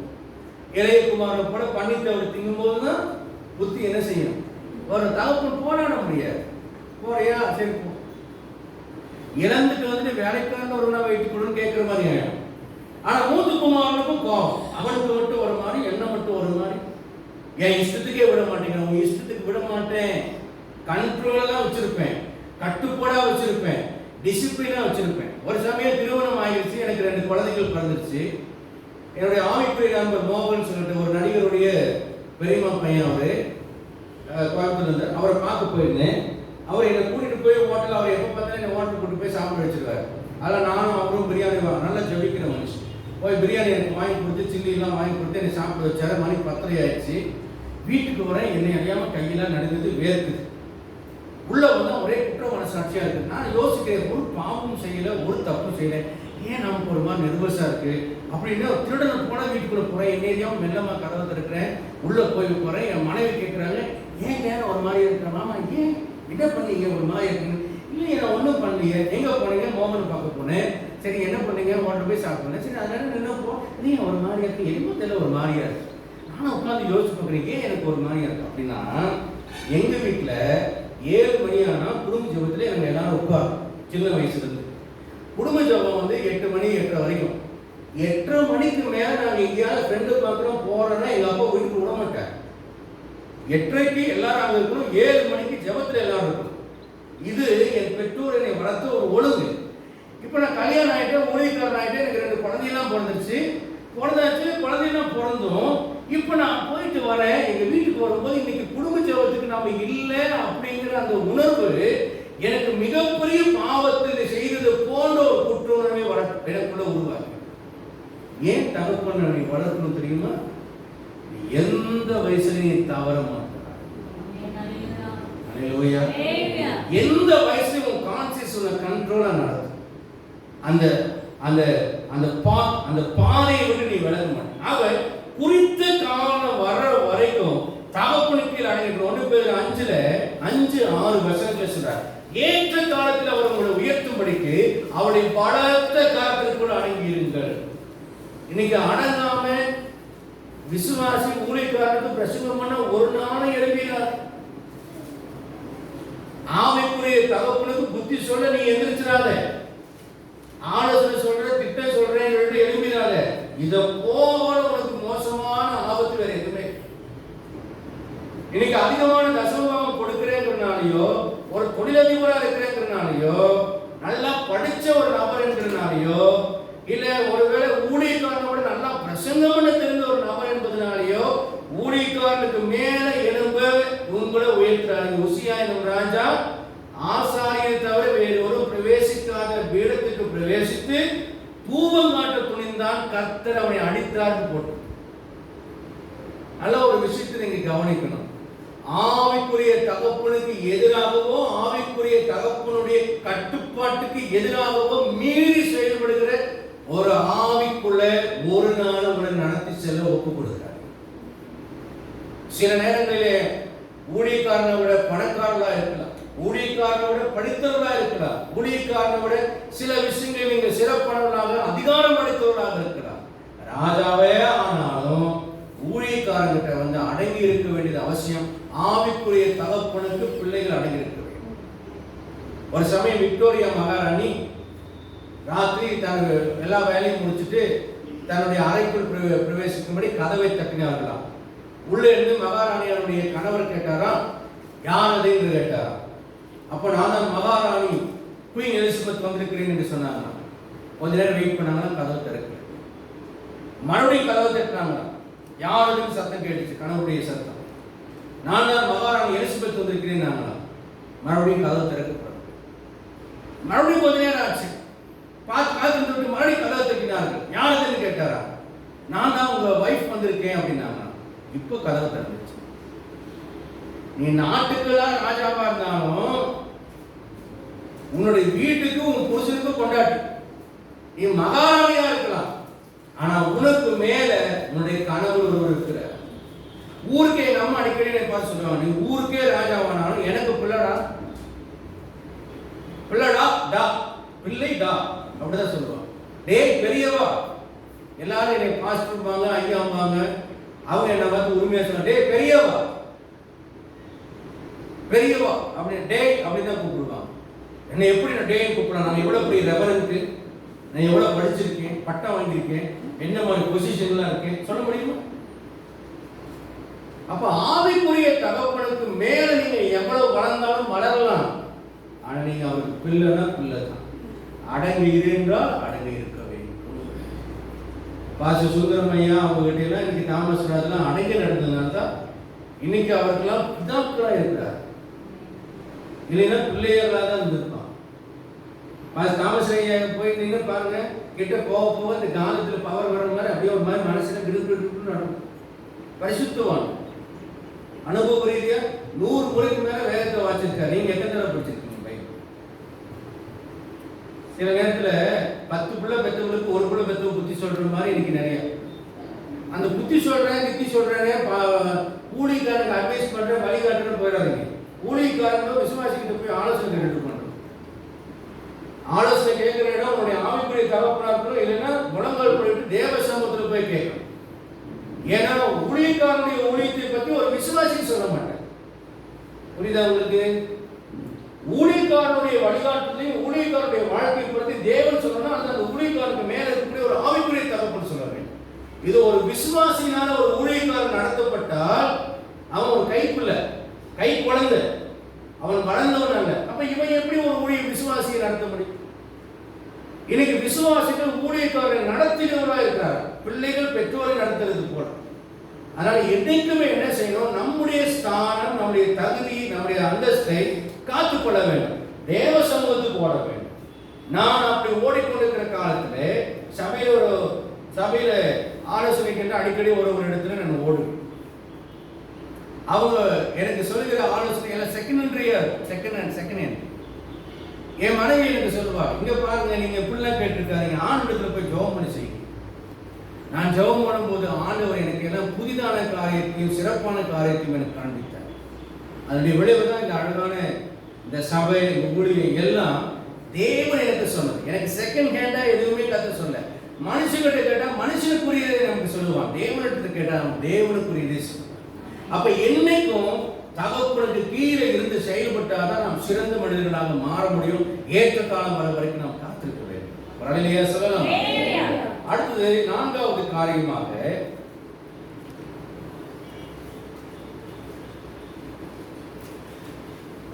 2 Corinthians 14 வாசி. பொக்கிஷத்தை சேர்க்கிற தகப்பன், பிள்ளைகளுக்கு பொக்கிஷத்தை தரும் தகப்பன். வாசிங்க 12-14. இதோ உங்களிடத்திற்கு 3ஆம் தரம் வர ஆயத்தமாய் இருக்கிறேன். நான் உங்களை வருத்தப்படுத்துவதில்லை. வாசிமா. நான் வருத்தப்படுத்துவதில்லை. நான் உங்களுடையது அல்ல, உங்களையே தேடுகிறேன். உங்களுடையது அல்ல, உங்களையே தேடுகிறேன். பெற்றாருக்கு பிள்ளைகள் அல்ல, பெற்றாருக்கு பிள்ளைகள் அல்ல, பிள்ளைகளுக்கு பெற்றார்களே பொக்கிஷங்களை சேர்த்து வைக்கிறார்கள். பிள்ளைகளுக்கு பெற்றார்களே பொக்கிஷங்களை சேர்த்து வைக்கிறார்கள். ரகசியா சொல்லலாமா? இங்கே நாம் பொக்கிஷம் குறிப்பிடுவது என்னன்னா வேத ரகசியங்களை பொக்கிஷம் என்று சொல்லுது. புதிய ஏற்பாட்டில் ஆண்டவராகிய இயேசு கிறிஸ்து தேறின வேதபாரகன் எவனும் தன்னுடைய பொக்கிஷத்தாலிருந்து பழையவர்களையும் புதியவர்களையும் எடுத்து தருகிற வீட்டு எஜமானனுக்கு ஒப்பாய் இருக்கிறார். அப்போ இங்க வேத வசனங்களை, வேதத்தில் இருக்கிற மறைபொருட்களை, வேதத்தில் இருக்கிற ரகசிய வசனத்தை ஊழியக்காரங்க சொல்லிக் கொடுக்கறது இல்லை. இன்னைக்கு எனக்கு தெரிஞ்ச 2 வசனத்தை அல்லது இவங்க போற சபையில அந்த பாஸ்டர்கிட்ட கேட்ட வசனம், இல்லை யூடியூப்ல பார்த்த வசனம், இல்லை இவங்க புத்தகத்தில் படிச்ச வசனத்தை எடுத்து வச்சுக்கிட்டு பாஸ்டர் கொஞ்சம் ஏழ்மையா இருக்காருன்னா அவருக்கு பிரசங்கம் பண்றது இந்த விசுவாசி. அந்த மாதிரி விசுவாசியை குறித்து எச்சரிக்கையா இருக்கும். ஊழியத்தின் ஆரம்ப நாட்களையும் சரி, ஊழியத்தில் வளர்கிற நாட்களையும் சரி, 4 இடத்துல தெரிஞ்சு வச்சுக்கிட்டு அந்த ஊழியக்காரனுக்கு பிரசங்கம் பண்றதுக்கு ஆசைப்படுற விசுவாசி இருப்பாங்க. நாங்க தான் உங்களை காப்பாற்றுவோம், நாங்க தான் உங்களை நடத்துவோம், நாங்க தான் உங்களுக்கு பக்கபலமா இருப்பாங்க. நான் இந்த பக்கத்துல கொஞ்சம் ஒரு இடத்துல ஒரு ஊழியம் செஞ்சேன், வந்த புதுசு, திருச்சியில வந்த புதுசு. அப்ப அங்க இருக்க ஒரு சகோதரி சொன்னாங்க, அங்க கொஞ்சம் கான்ட்ரோவர்சிஸ் ஆச்சு, முரண்பாடான ஒரு சூழ்நிலை வந்துருச்சு. உடனே அவங்க என்கிட்ட சொன்னாங்க, பாஸ்டர் நீங்க சொந்தமா சர்ச் வச்சீங்கன்னா நான் பின்னாலேயே வந்துடுவேன், முதல் நாளாக நான் தான் வருவேன். நான் அப்போ அந்த இடத்த சொந்தக்காரர் என்ன பண்ணி, இந்த இடம் என்னோடது, நீ வெளியே போய்க்கோ, உனக்கு தெரிஞ்ச இடத்துல போய் நீ என்னமோ பண்ணிக்கங்க.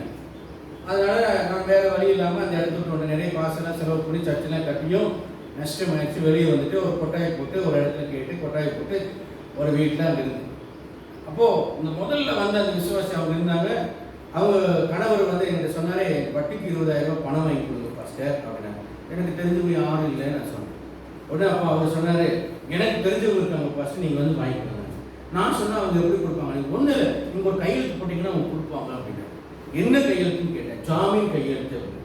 அப்போ ஜாமீன்னா என்னன்னு கேட்டேன். நான் கொடுக்கலன்னா நீங்கள் கொடுக்கணும்னா. நான் சொன்னேன், எனக்கு கொடுக்க எது இல்லாத நான் போட மாட்டேன். நீ போட மாட்டேன்னா நான் சர்ச்சுக்கு வர மாட்டேன். முதலாளா உன் பின்னால வரேன்னு சொன்ன விசுவாசி தான் முதலாளே என்னை விட்டு வெளியே போனாங்க. புரியுதா உங்களுக்கு? என்னைக்கு இந்த மாதிரி நாட்கள் நம்பவே நம்பாது. உங்களுக்கு கால் கொடுக்குற மாதிரி கொடுத்துட்டு காலை மாறி விடுவோம். வாழ்க்கையில் நம்முடைய நிறைய நான் அதை அனுபவிச்சிருக்கேன், நிறைய அனுபவிச்சிருக்கேன். பிளாக்மெயில் பண்ணக்கூடிய ஒரு ஸ்பிரிட் உள்ள வந்தால், நான் இல்லைன்னா உன்னால் வளர முடியாது தெரியுமா, நான் இல்லைன்னா உன்னால் நிற்க முடியாது தெரியுமா. இவங்க காலமெல்லாம் இந்த ஊழியத்தில் என்ன பண்ணாங்க, ஒரு பிளாக்மெயில் பண்ணக்கூடிய ஒரு நபராக காணப்படுவார். இங்க அப்போஸ்தலனாகிய பவுல் சொல்லுகிறார், உங்கள்கிட்ட இருந்தெல்லாம் எனக்கு பொக்கிஷம் வேணும்னு அவசியம் இல்லை, உங்கள்கிட்ட இருந்து பணங்காசு வேண்டாம், உங்கள்கிட்ட இருந்து வசனம் வேண்டாம், நான் உனக்கு தாரேன். பொக்கிஷம் என்கிட்ட நிறைய இருக்கு, ஏன்னா நான் பெற்றோர், நான் ஒரு தகப்பேன், நான் உனக்கு பொக்கிஷத்தை தாரேன். இப்போ அதை தான் அவர் அப்போஸ்தலனுடைய புத்தகத்தில் அவர் என்ன சொல்கிறார் என்றால், அப்போஸ்தலர் 20:21 வாசிங்க. அப்போஸ்தலர் 20ஆம் அதிகாரம் 20-21 வசனத்தை வாசிங்க. பிரயோஜனமானவைகளில் ஒன்றையும் நான் உங்களுக்கு மறைத்து வைக்காமல் வெளியரங்கமாக வீடுகள் தோறும் உங்களுக்கு பிரசங்கித்து உபதேசம் பண்ணி தேவனிடத்திற்கு மனம் திரும்புவதை குறித்தும் நம்முடைய கர்த்தராகிய இயேசு கிறிஸ்துவை விசுவாசிப்பதை குறித்தும் நான் யூதருக்கும் கிரேக்கருக்கும் சாட்சியாக அறிவித்தேன். இப்போ அவர் சொல்றார், பிரயோஜனமானவைகளில் ஒன்றை நான் மறைத்து வைக்காமல் பிரசங்கித்தே உபதேசித்தேன். சரியா? இப்போ 25ஆம் வசனத்தை வாசிங்க. இதோ நான் உங்களுக்குள்ளே சஞ்சரித்து தேவனுடைய ராஜ்யத்தை குறித்து பிரசங்கம் பண்ணினதை கேட்டவர்களாகிய நீங்கள் எல்லாரும் இனி என் முகத்தை பார்க்க மாட்டீர்கள் என்று அறிந்திருக்கிறேன். தேவனுடைய ஆலோசனையில் ஒன்றையும் நான் மறைத்து வைக்காமல் எல்லாவற்றையும் உங்களுக்கு அறிவித்தபடியால் உங்களுடைய எல்லாருடைய இரத்தப்பழிக்கும் நான் நீங்களா இருக்கிறேன் என்று அவர் சொல்றார். அப்படியானால் பெற்றோர் பிள்ளைகளுக்கு பொக்கிஷத்தை தர வேண்டும் என்ற அடிப்படையிலே வேதாகமத்தில் பழைய ஏற்பாட்டிலும் புதிய ஏற்பாட்டிலும் சொல்லப்பட்ட பொக்கிஷங்களை எல்லாம் ஒரு ஆவிக்குரிய தகப்பன் தன் பிள்ளைகளுக்கு கற்றுக் கொடுக்கிறவனாக இருக்க வேண்டும். அப்ப அவன் தேர்வு வேத பாரகனாக இருந்து பிள்ளைகள் பெற்றோர் நடத்துற மாதிரி அல்ல, ஒரு விசுவாசி ஊழியக்காரன் நடத்துற மாதிரி அல்ல, இந்த ஊழியக்காரன் விசுவாசிக்கு நடத்தக்கூடிய ஒரு எபிலிட்டி உள்ளவனாய் காணப்பட வேண்டும். ஆவிக்குரிய தகவல் பொக்கிஷத்தை தர வேண்டும். சரியா? 5வது காரியம், பிலிப்பியர் 2ஆம் அதிகாரம் 20-21-22 வசனத்தை வாசிங்க. மற்றவர்கள் எல்லாரும் கிறிஸ்து இயேசுக்குரியவர்களை தேடாமல் தங்களுக்குரியவர்களை தேடுகிறார்கள். தகப்பனுக்கு பிள்ளை ஊழியம் செய்வது போல அவன் என்னுடனே கூட சுவிசேஷ நிமித்தம் ஊழியம் செய்தான் அறிவீர்கள். ஆகையால் என் காரியங்கள் இன்னபடி நடக்கும் என்று நான் அறிந்த உடனே அவனை அனுப்பலாம் என்று நினைத்திருக்கிறேன். அன்றியும் நானே சீக்கிரத்தில் வருவேன் என்று கர்த்தருக்குள் நம்பி இருக்கிறேன். மேலும் என் சகோதரனும் உடன் வேலையாளும் உடன் சேவகனும் உங்கள் ஸ்தானாதிபதியும் என் குறைச்சலுக்கு உதவி செய்தவனுமான எப்பாப்ராத்துவை உங்களிடத்தில் அனுப்ப வேண்டும் என்று எண்ணினேன். அவன் உங்கள் எல்லார் மேலும் வாஞ்சை உள்ளவனும் தான் வியாதிப்பட்டதை நீங்கள் கேள்விப்பட்டதினாலே மிகவும் வியாகுலப்படுகிறவனுமாய் இருந்தான். அவன் வியாதிப்பட்டு மரணத்துக்கு சமீபமாய் இருந்தது மெய்தான். ஆகிலும் தேவன் அவனுக்கு இறங்கினார். அவனுக்கு இறங்கியதும் அல்லாமல் துன்பத்தின் மேல் துக்கம் எனக்கு உண்டாகாதபடிக்கு எனக்கும் இறங்கினார். இங்க 20ஆம் வசனத்துல வாசிக்கிறோம். பிலிப்பியர் 2ஆம் அதிகாரம் 20ஆம் வசனம். அது ஏனென்றால் உங்கள் காரியங்களை உண்மையாய் விசாரிக்கிறதுக்கு என்னை போல மனதுள்ளவன் அவனே அன்றி வேறொருவனும் என்னிடத்தில் இல்லை. என்னை போல மனதுள்ளவன். அப்போ ஒரு தகப்பன் தன் பிள்ளையை தன்னை போலவே உருவாக்கி வைத்திருப்பான். இங்க அவர் சொல்கிறார் என்னை போல மனதுள்ளவன். 2 கொரிந்தியர் 12ஆம் அதிகாரம் 18ஆம் வசனத்தை வாசிங்க. 2 கொரிந்தியர் 12ஆம் அதிகாரம் 18ஆவது வசனம். தீத்து உங்களிடத்தில் வரும்படி நான் அவனை கேட்டுக்கொண்டு அவனுடைய கூட ஒரு சகோதரனை அனுப்பினேன். தீத்து உங்களிடத்தில் ஏதாவது பொழிவை தேடினானா? நாங்கள் ஒரே ஆவியுடையவர்களாய் ஒரே அடிச்சுவடுகளில் நடந்தோம் அல்லவா? ஒரே ஆவியாய் ஒரே அடிச்சுவடுகளில் நடந்தவர். அப்படின்னா உன்னுடைய ஆவிக்குரிய தகப்பன் எப்படி இருப்பானோ அப்படித்தான் நீங்கள் இருப்பீர்கள். அப்ப ஆவிக்குரிய தகப்பன் சரியானவனா இருக்கிறானா என்பதை அடையாளம் காண வேண்டியது அவசியம். அவன் பொருளாசிரியவனா இருந்தால் நீங்கள் பொருளாசிரியவனா இருப்பீங்க. அவன் ஒரு மோசமான இருந்தால் நீங்களும் மோசமா இருப்பீங்க. அவன் தேவனுக்கு பயந்தவனா இருந்தால் நீங்களும் தேவனுக்கு பயந்தவனா இருப்பீங்க. அவர் தீவிரத்தை குறித்து சொல்கிறார் என்னை போல மனதுள்ளவன். ஏசிய சபையில நீங்க பாத்தீங்கன்னா அப்போஸ்தலர் கிறிஸ்துவ சபையில பாத்தீங்கன்னா அந்த ஊழியர்கள் எல்லாம் மேல இருக்கக்கூடிய ஊழியர்களால் உருவாக்கப்பட்டவர்கள். இன்னைக்கு சிறப்பாக அந்த ஊழியம் நடந்து கொண்டிருப்பதற்கு காரணம் ஃபுல் காஸ்பல் நீங்க பாருங்க, சிபிஎம் கூட நீங்க பாருங்க, அவங்க எல்லாம் அடிப்படையில் ஒரு ஒழுக்கம் ஒரு கட்டுப்பாடு இருக்கும். இன்னைக்கெல்லாம் நேற்றுக்கு ஊழிக்கு வருவாங்க, இன்னைக்கு கோர்ஸ் போட்டுருவாங்க, நாளைக்கு ஒரு பேஸ்ட் போட்டுருவாங்க, அப்புறம் ஒரு வாரம் கழிச்சு என்ன மூத்த ஊழியர்களை பொய்யாலா பியாலான்னு பேசுவாங்க.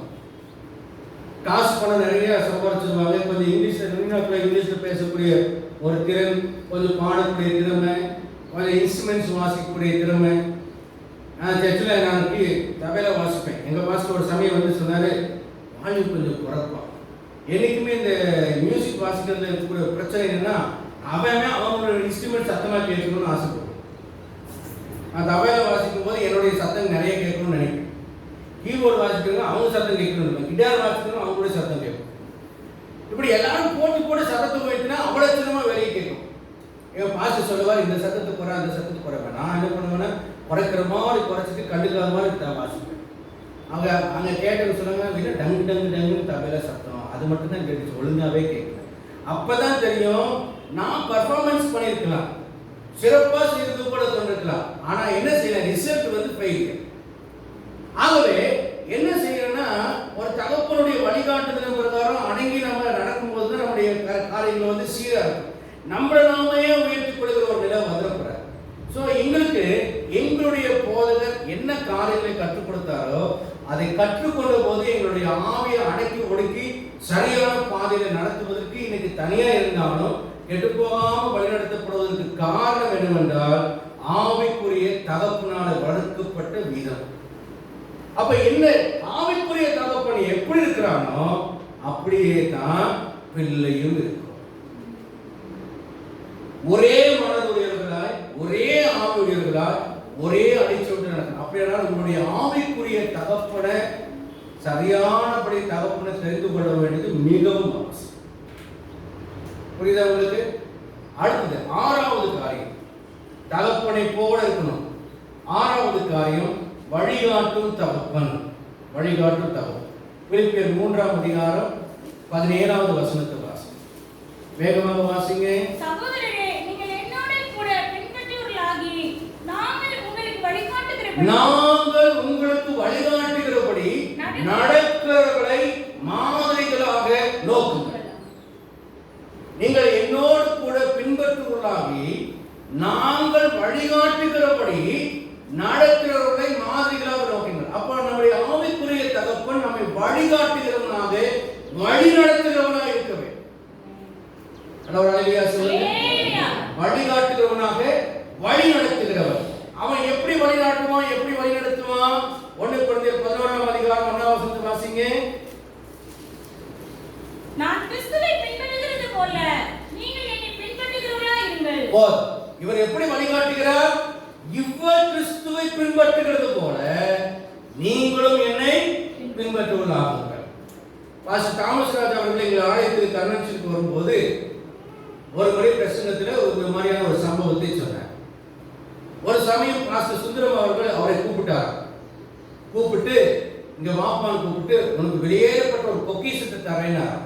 இது உன்னுடைய ஊழியத்துக்கு ரொம்ப ஆசீர்வாதமா இருக்குனார். இவரும் இன்னமும் ஊழியத்துக்கு பெருசா தரப்போறாரு நமக்கிட்ட காத்திருந்தார்.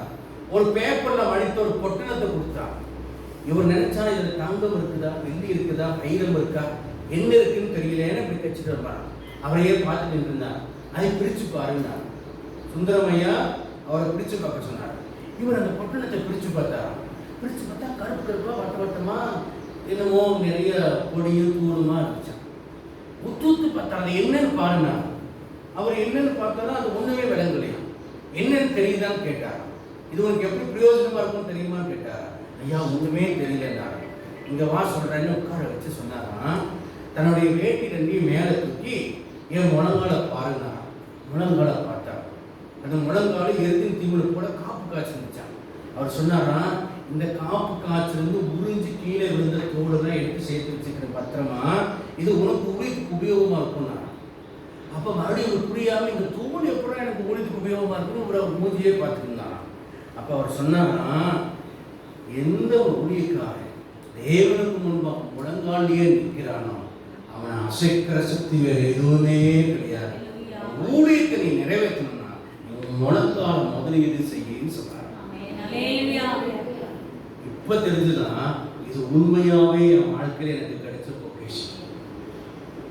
அப்ப பாருங்க, ஒரு வழிகாட்டுகிற ஒரு தகப்பன், நான் கிறிஸ்துவை பின்பற்றுகிறது போல நீங்கள் என்னை பின்பற்றுங்கள் என்று சொல்லக்கூடிய எலிஜிபிலிட்டி என்ன? எலிஜிபிலிட்டி முழுவதும் தகுதி வாய்ந்த ஒரு நபராக இருத்தல் வேண்டியது அவசியம். அதை குறித்து அவர் இன்னும் கொஞ்சம் விளக்கமா சொல்றார். பிலிப்பியர் 4ஆம் அதிகாரம் 9ஆம் வசனத்துல சொல்றார். பிலிப்பியர் 4:9. நீங்கள் என்னிடத்தில் கற்றும், நல்லா கவனிங்க இந்த வசனத்தை. நீங்கள் என்னிடத்தில் கற்றும். அப்ப முதலாவது ஆவிக்குரிய தகப்பன் உங்களுக்கு கற்றுக் கொடுத்திருக்க வேண்டும். என்ன செய்யணும்? He must teach you. அவர் உங்களுக்கு கற்றுக் கொடுக்கிறவராக இருக்க வேண்டும். 1. 2 அடைந்தும் கற்றுக்கொண்டாச்சு, அடுத்து பெற்றுக்கொண்டவராக இருக்க வேண்டும். அது அந்த எக்ஸ்பீரியன்ஸ் உங்களுக்குள்ள வரணும். அடைந்தும் கேட்டும் கேள்விப்படுறது, காதால கேட்கிறது, கேட்டும் கண்டும் கண்ணுல பார்க்கிறது. இப்ப மறுபடியும் சொல்லுமா, கற்றுக்கொள்ளுதல், பெற்றுக்கொள்ளுதல், கேட்குதல், கண்டு இருக்கிறது. இப்ப பாருங்க, கண்டுதல், ஊழியக்காரனுடைய வாழ்க்கையை காணுதல் வேண்டும். ஊழியக்காரனுடைய வாழ்க்கையை காண வேண்டும். நம்பர் 1. நம்பர் 2 தலையிலாசு கண்டு, அடுத்து முன்னால கேட்டு அவருடைய சாட்சிகளையும் அடுத்து அவருடைய போதனைகளையும் கேட்க வேண்டும். 3ஆவதாக அடைந்து, அதுக்கு முன்னால கற்றுக்கொள்ளுதல். கற்றுக்கொள்ளும், கண்டதுனால கேட்டதுனால நான் கற்றுக்கொள்றேன், கற்றுக்கொண்டதுனால நான் பெற்றுக்கொள்றேன். அல்லேலூயா. அப்ப என் கண்ணால அவருடைய வாழ்க்கையை பார்க்கிறேன், காதால அவருடைய போதனையை கேட்கிறேன், அதனால கற்றுக்கொள்றேன், கற்றுக்கொண்டதுனால பெற்றுக்கொள்றேன். பரவாயில்லையா சொல்லுங்க. அப்போ அப்படித்தான் ஒரு போதகன் வழிகாட்ட வேண்டும்.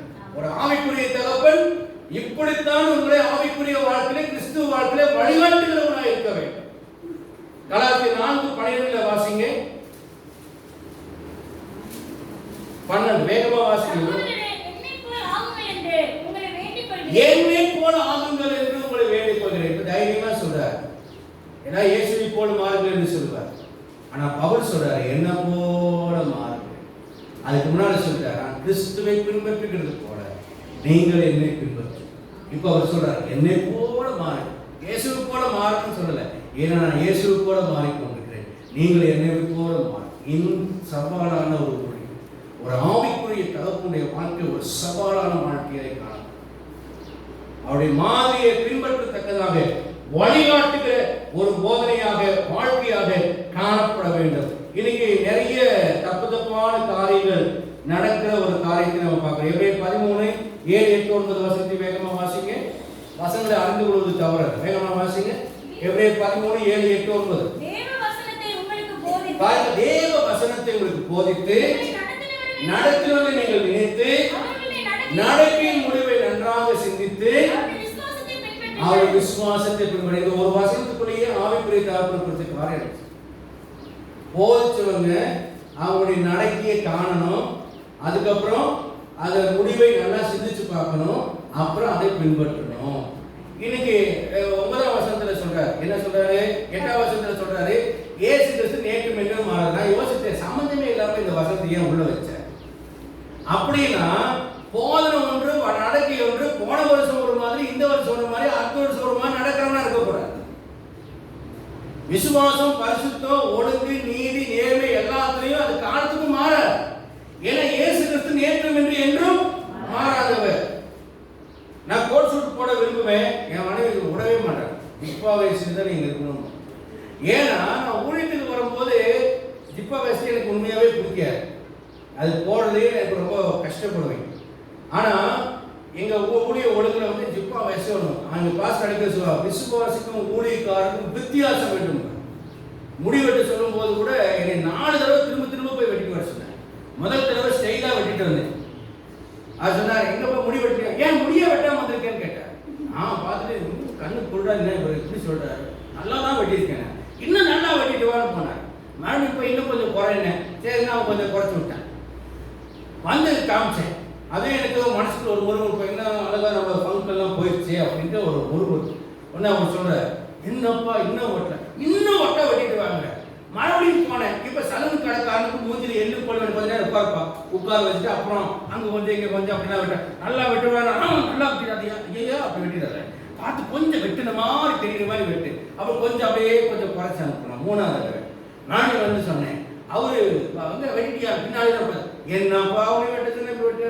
அப்புறம் எப்படிங்க வெட்டுறது? அவன் வெட்ட மாட்டேங்கிறானே. ஒன்று அவர் சொன்னார். குடித்து வந்த பட்சத்தில் ரொம்ப கிறுக்கு முறுக்கான ஒரு ஆள். அடக்கிறது ரொம்ப கஷ்டம் எனக்கு. அப்போதானே குடித்துட்டு வந்திருக்கேன். தேவம் இப்படியா இருக்கும் குடும்பம் இப்படியா. அவர் சொன்னார் என்ன மாதிரி வெட்டிட்டு வாங்க. அவருக்கு இங்கே இவ்வளோ பெரிய சொல்லிட்டேன், பின்னாலும் இவ்வளோ பெரிய சொல்லிட்டேன். நிலா போற மாதிரி கொஞ்சம் தான் முடி இருக்கும். ஐயோ இந்த மாதிரியா வெட்டுறது. நான் பயந்துட்டேன். அப்படின்னு நான் திகச்சு போயிட்டேன்னா அவருக்கு புரிஞ்சு போச்சு. இந்த பால் இதெல்லாம் பார்த்து இவன் பயந்துட்டான் போலன்னு அவரோட பையனை கூப்பிட்டு காமிச்சு இவனை மாதிரி வெட்டிட்டு போனா எங்க பார்த்தாலும் இந்த 2 எம்எம்க்கு மேல முடியவே காணும். மொட்டை எடுத்து 2 மாசம் ஆச்சுன்னா முடிய எப்படி இருக்கும்? அது மாதிரி இருக்கு. இவனை மாதிரி வெட்டிட்டு வர சொன்னோன்னே எனக்கு ஜெயில சிறுவர் திருத்தத்து படையில வெட்டணும்னு முடிதான் ஞாபகத்துக்கு வந்துச்சு. ஐயோ இப்படியா வெட்டுது போலீஸ் கட்டிங்கன்னு பேர் அந்த காலத்துல. சுத்திலையும் வலிச்ச மாதிரி எடுத்து கொஞ்சம் மட்டும் இங்க இருக்கும். இப்ப அதான் பேசு. அதுதான் ரொம்ப கொடுமை. இப்போ அதான் பேசு. அப்புறம் போன பாருங்க முக்குட்டியும் முழுக்குட்டின்னு சொல்லி போலீஸ் கடியான்னு சொன்னேன். அவன் எடுத்தான் என்ன கிருக்குன்னு பண்ணுவானே.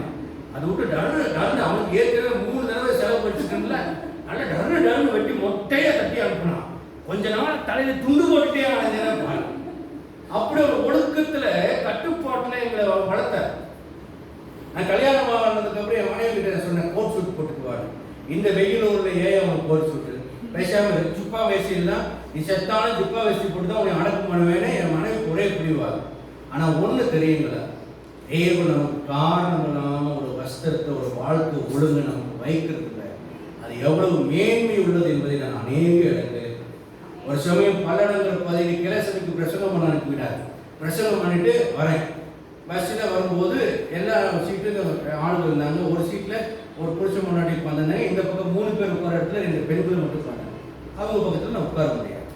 அப்போ அந்த புதுசாக கல்யாணம் பண்ண அந்த தம்பியை பார்த்து சொன்னேன், சார் அவனுக்கு கிராமத்தான் சாருக்கு கூப்பிடுறதே பெரிய விஷயம். அவனுக்கு சார் நீங்கள் அப்படி அந்த சிஸ்டர் கொஞ்சம் அப்படி உட்கார சொன்னீங்க, நீங்கள் உட்கார்ந்து இல்லை. உடனே அவன் இப்படி மேலே கீழே பார்த்துட்டு இப்படி திரும்பி உட்காந்துட்டான்.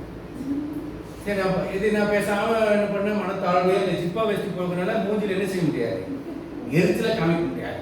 அதனால இந்த இது கண்ட்ரோல் பண்ணுத ட்ரெஸ்ஸு பேசாமல் பைபிள் வச்சுக்கிட்டு இப்படி நின்றுட்டேன். இதே அங்கே டிக்கெட் கொடுத்துட்டே கண்டக்டர் வாட்ச் பண்ணியிருக்காரு. எனக்கு தெரியல.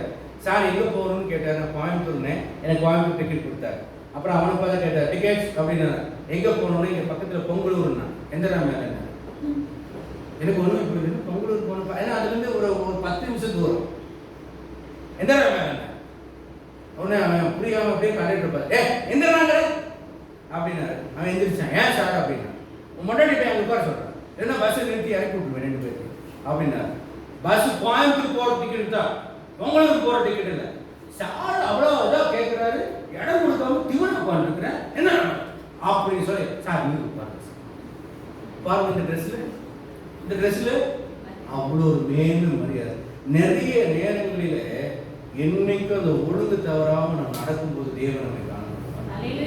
ஒரு நாள் வைக்கப்படும். அதனால பூர்வ எல்லைக்குரிய மாற்றாது, பிதாக்கள் நாட்டின பூர்வ எல்லைக்குரிய மாற்றாது. அவங்க வைத்த அந்த ஒழுங்க பிரமாணத்தை மீறி நடந்த வாழ்க்கை கெட்டு நிச்சயமா வாழ்க்கை அழிந்து விடும். நம்ம ஒழுங்கு திரும்ப நடக்கும்போது ஆசீர்வதிக்கப்படும். அவர் சொல்றாரு, இயேசு நேற்று என்று மாறாது. 9வது சொல்றாரு, பலவிதமான அந்நிய போதையினால அழைக்கொண்டு தெரியாத. இன்னைக்கு பாருங்க, நிறைய பிரசங்கங்கள் எங்க பார்த்தாலும் எங்க சர்ச்சுக்கு வா. என் ஊழிய வாழ்க்கையில அடுத்த சபை விசுவாசி நான் கூப்பிட்டதே கிடையாது. சர்ச்சு என் வாழ்க்கையில இருக்கிற செல்ஃப் டிசிப்ளின் 1. 2, அடுத்த சபை விசுவாசிக்கிட்ட நான் காணிக்க வாங்க மாட்டேன். ஏன்னா நான் ஊழியம் செய்யல, நான் அவங்க கிட்ட காணிக்க வாங்கணும். 3வது, நம்ம விசுவாசியே காசு கொடுப்பாங்க, என்னன்னு கேட்பேன், சும்மா வச்சுக்கணும் பாஸ்டர் அப்படின்னா அந்த காணிக்க வாங்க மாட்டேன். இந்த சும்மா வச்சுக்கணுங்கிற காணிக்கை தான் நம்மளை அழிச்சிடும். பர்பஸோட ஒரு காசு நம்மகிட்ட வரணும், நாம உழைச்சு ஒரு காசு வரணும். சும்மா வச்சுக்கங்க, சும்மா எடுத்துட்டு போங்க, 2 தக்காளி கொடுத்து சும்மா எடுத்துட்டு போங்க, அதை வாங்கல. ஊழியக்காரர் கொடுத்தா எனக்கு ஆசீர்வாதம் எடுத்துட்டு போங்க, நீ ஆசீர்வதிங்க சொன்னா வாங்க. முதல்ல விளைஞ்சது, அதனால ஆசீர்வாதம் ஜெபம் பண்ணிட்டு போங்க வாங்க. ஆனா சும்மா எடுத்துட்டு போன சொல்ற எதையும் நான் வாங்குவதில்லை. ஏன்னா அது எனக்கு வேட்டு வைக்கிறதுக்கு சாத்தானால கொடுக்கப்பட்டது, அது தேவனால் கொடுக்கப்பட்டது அல்ல. அதே மாதிரி ஒருவேளை கை மாத்து வாங்க வேண்டியது ஒரு 1000 ரூபாய், அப்புறம் அவங்க திரும்ப கேட்கும்போது சொல்லுவோம் காணிக்கையா வச்சுங்க பாஸ்டர். கை மாத்திரம் வாங்கினதே மயக்க. அப்புறம் 2 வருஷம் கழிச்சு பாஸ்டுக்கு 1000 ரூபாய் கடன் கொடுத்து தரவே இல்லை. புரியுதா உங்களுக்கு? புரியுதா புரியலையா? கை மாத்தா வாங்கினா கை மாத்தா கொடுத்துடணும். எங்க அப்பாட்ட சர்ச்சுக்கு எடுத்துக்கு 3 லட்சம் ரூபாய் வாங்கினேன்.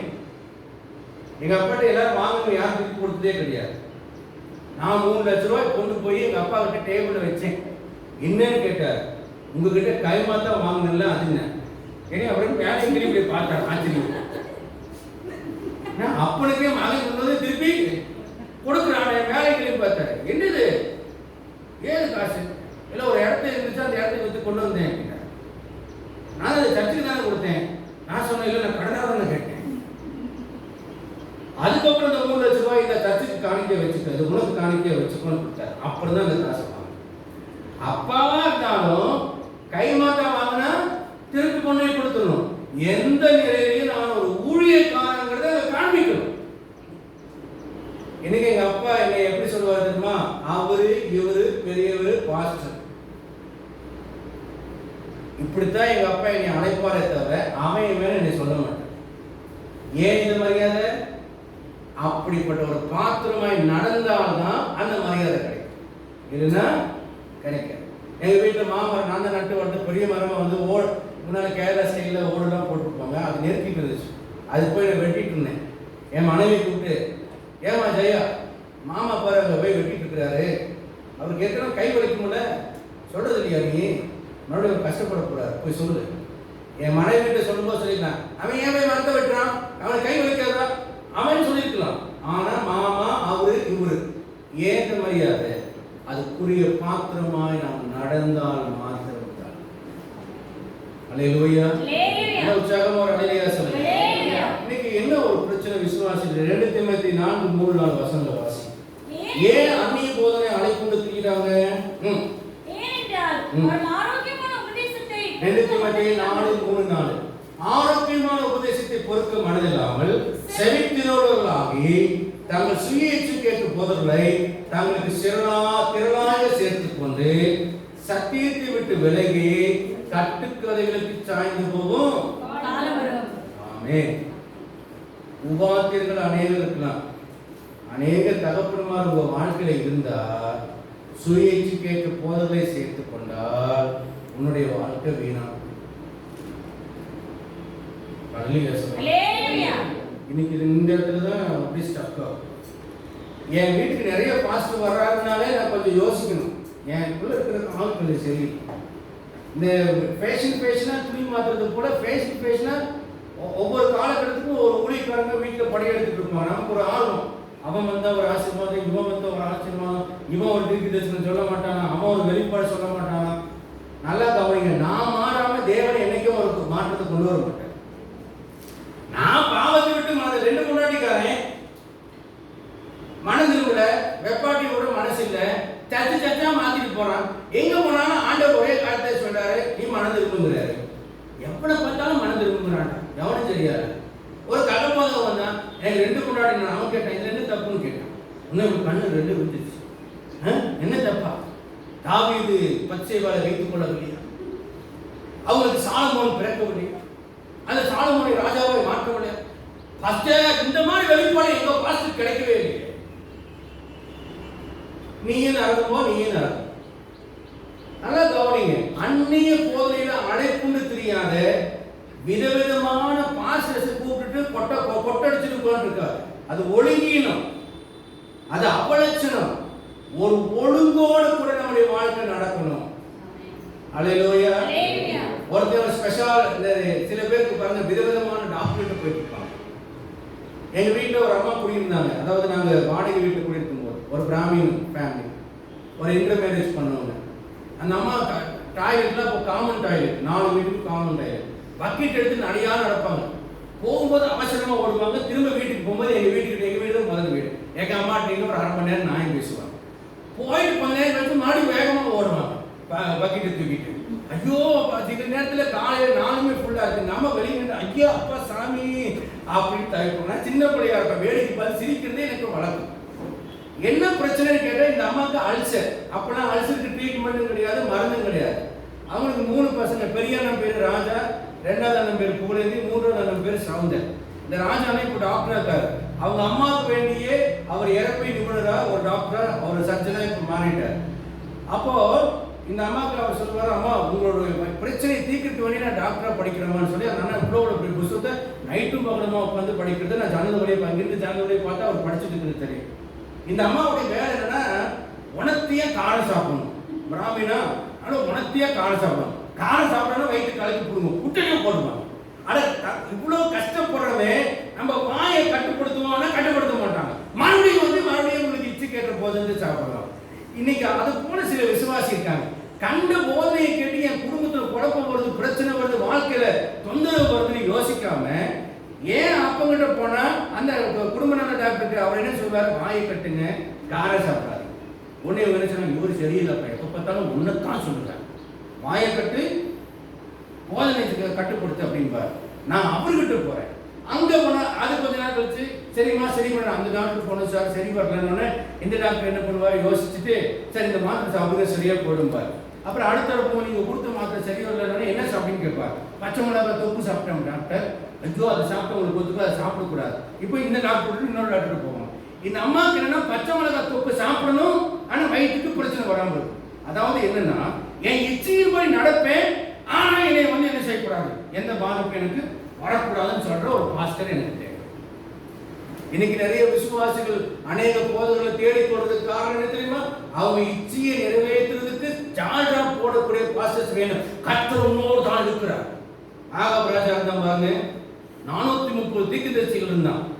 ராமத்துல போய் யுத்தம் பண்ணலாமா அப்படின்னு கேட்டா 430 அதை சிதைக்கணும் ஒருத்தர் இருப்பு கொம்புலாம் ஒன்று பண்ணி இதை போல நீ மூட்டி சீரியலை தள்ளி போடுவீர் அப்படின்னு சொன்னா கூட யோசபாத்தின் ராஜா அவனுடைய சம்பந்தி உட்கார்ந்துருக்காங்க. அவன் ஆவிக்குரியவன். இவனுக்கு தெரிஞ்சு போச்சு இந்த 430 பேர் புழுகிறான்னு தெரிஞ்சு போச்சு. இவனை தவிர கர்த்தருடைய தீர்க்கதரிசி வேற யாரும் இல்லையா? அவங்க நல்ல விசுவாசிக்கு தெரியும் நல்ல ஊழியக்காரன் யாரு. பளிச்சுன்னு கண்டுபிடிச்சிருவான் ஒரு நல்ல விசுவாசி. இவனுடைய ஆவி கொஞ்சம் சரியில்லையே, பளிச்சுன்னு கண்டுபிடிச்சிருவான். யாரு? நல்ல விசுவாசி. இதை யோசபாத்துக்கிட்ட கேட்டேன்னா ஆகம் சொல்றான், எனக்கு ஒருத்தர் விரோதி ஒருத்தர் இருக்கான். அவன் எப்ப பார்த்தாலும் எனக்கு விரோதமாவே சொல்லுவான். அவன் பேர் மிகாயா. அப்படியா ராஜாவை அப்படி சொல்லணும், அவனை வர சொல்லு. இப்போ வர சொல்லும் போதே ராஜாவுடைய ஆளுங்க போய் அவன் மிகாயா கிட்ட சொல்ல, டேய் 430 பேரும் ஒரே மாதிரி சொல்லியிருக்கேன், நீ என்ன செஞ்சிடக்கூடாது, மாத்திக்கிட்டு சொல்லக்கூடாது. யார் இது? ராஜா. அவருக்கு வெக்கமா இருக்கக்கூடாது, ஒரே மாதிரி சொல்லி கொடுத்து கூட்டிட்டு வரான். சொல்லி கொடுத்து வந்தோடனே எங்கிட்ட பொதுவாக ஃபர்ஸ்ட் எடுத்து நான் ஆலோசனை கேட்டேன்.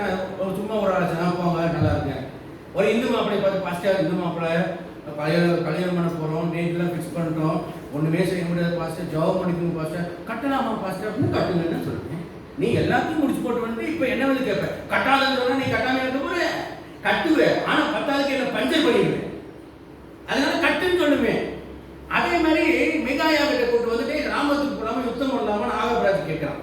உடனே போ உமக்கு வாய்ப்பும் அப்படின்னு சொல்றான்.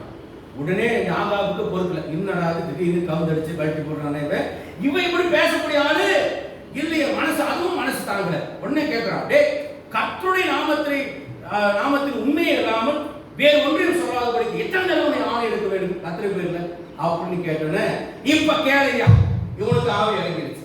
இனி இதுக்கு மேல அவனால சும்மா இருக்கிறான். ஏற்கனவே கொண்டதுக்கு எப்படா நீ மாட்டுவேன்னு காத்திருக்கேன், இப்ப வசமா மாட்டிட்ட, நீ யார் சொல்ற நான் சொல்றேன் கேளு. பரமசாமியா உட்கார்ந்து உடனே இப்படி ஒருத்தர் அப்படி சொன்ன ஆண்டவர் கேட்டார், இவன் போய் கிராமத்துல ஆக பொண்ணு சாவணும், அதுக்கு ஆலோசனை சொல்லணும், யாரப்பா வரீங்க, ஒருத்தன் இப்படி ஒருத்தன் அப்படியே சொன்னான். அப்போ ஒரு ஆவி புறப்பட்டு வந்து தேவனுக்கு முன்பாக நின்றது, நான் போய் அதை செய்வேன், நீ எப்படி செய்வேன், நான் போய் அவனுடைய தீர்க்கதரிசிகள் 430 பேருடைய வாயிலில் பொய்யின் ஆவியாக இருந்து நான் அவனுக்கு போதனை செய்வேன் என்றது. இன்னைக்கு அந்நிய போதனை நான் அழைப்புண்டு திரிகிறவர்களே, திரளான போதனைகள் 430 பேர் இருந்தாலும் 430 பேருடைய வாயிலையும் பொய்யின் ஆவியை அனுப்புவார். ஒரே ஒரு ஆவிக்குரிய தகவல் மட்டும்தான் உண்மையை சொல்லலாம், அதை நீ செஞ்ச பாவத்தை சொல்லலாம். அந்த 430 பேரும் தப்ப சொல்ல மாட்டான். நீ காதல் கடிதம் எழுதுனதை பேச மாட்டேன், நீ மொபைல் போன்ல காதல் மெசேஜ் அனுப்புனதை பேச மாட்டேன், எதனால உனக்கு வாழ்க்கையில பிரச்சனைன்னு ஏன் நீ நான் சந்தேகப்படுவார் நடந்தேன்னு பேச மாட்டேன். ஆனா தகப்பு மட்டும் தான் சொல்லுவேன், நீ என்ன குறை இருக்குன்னு பாரு, நீ மொபைல் போன்ல யாருக்கு மெசேஜ் அனுப்புனேன்னு பாரு, யார் உனக்கு இப்படி எல்லாம் பண்ணுனதுன்னு பாரு, எங்கெல்லாம் சுத்துனேன்னு பாரு, என்னெல்லாம் பண்ணுனேன்னு பாரு, என்ன பாவத்தை செஞ்ச பாரு. யார் சொல்லுவா? இந்த 430 பேர் சொல்ல மாட்டாங்க. ஐயா என்னன்னு தெரியல, ஒரே போராட்டமா இருக்கு, ஒரே பிரச்சனையா இருக்கு. சில பேருக்கு எடுத்தோன்னே என்ன சொல்றாங்க, யாரோ புள்ளி சொல்லி பண்றாங்க, யாரோ ஏவல் வச்சுட்டாங்க, யாரோ என்னமோ பண்றாங்க. எவனோ என்னமோ பண்றது படிக்குது, அதை விட முக்கியம் நீ பண்றதுதான் முதல்ல படிக்கும். எவனோ என்னது பண்றேன், இதை மந்திரம் வச்சுட்டேன், பிடிச்சி வச்சுட்டேன், தூணி வச்சுட்டேன்னா அப்படி துப்புலா போடுறது. ஏன்னா வசனம் என்ன சொல்லுது, இஸ்ரவேலுக்கு விரோதமான மந்திரவாதிகளை யாக்கோபுக்கு விரோதமான காரத்தை தின்னு போட்டு 4 தடவை வயிற்றால போனா உனக்கு வயிற்றுல மருந்துக்குன்னு அர்த்தமா? காரத்தை சாப்பிடுறது உனக்கு வயிற்றால சரியா இருக்கும். வயிற்றுல போனதா வயிறு ஊதும், அது வயிற்றுல மருந்து இருக்குன்னு அர்த்தமா? ஏன் மருந்து போய் உனக்கு பழகி. என் தலையில நான் கல்யாணமலை ஊழியம் செஞ்ச போது உண்மையா சொல்றேன், எனக்கு எவன் பண்ணான்னு தெரியாது, என் தலையில மைய தேய்ச்சி விட்டுருந்தான். நான் 2 விசுவாசி கூட படுக்க வச்சிருந்தேன், அவனை வச்சுதான் தேய்ச்சிருப்பாங்க. நான் இப்படி மண்ணியை சொல்லிட்டு ஆற்றுக்கு போய் மண்ணியை இப்படி சொல்லிடுறேன், கையில கருப்பா வந்துச்சு. உன்னை கூட எங்களை வந்து தங்கிருந்த பையன்கிட்ட போய் கண்ணாடி எடுத்துட்டு வரான்னு சொல்லி அவனை பார்க்க சொன்னா கருப்பா மைய இருக்குன்னா, ஐயா அப்படி ஒன்றும் அழுக்கு வர அழுக்கு குளிக்காமலே டெய்லி தானே குளிக்கிறேன், போய் கண்ணாடி எடுத்துட்டு வரான்னு சொல்லி ஆற்றுக்கடையில் பார்த்து கண்ணாடியில பார்த்தா மை இருக்கு. ஒரு காட்டில் எடுத்து வச்சு தொடச்சு எடுத்தா கருப்பா வருது. என் உச்சந்தாலே மையை தேய்ச்சி விட்டாங்க. நான் என்ன கெட்ட போனேன் இல்லை, அதாவது முடியெல்லாம் ஒட்டி வச்சேன்.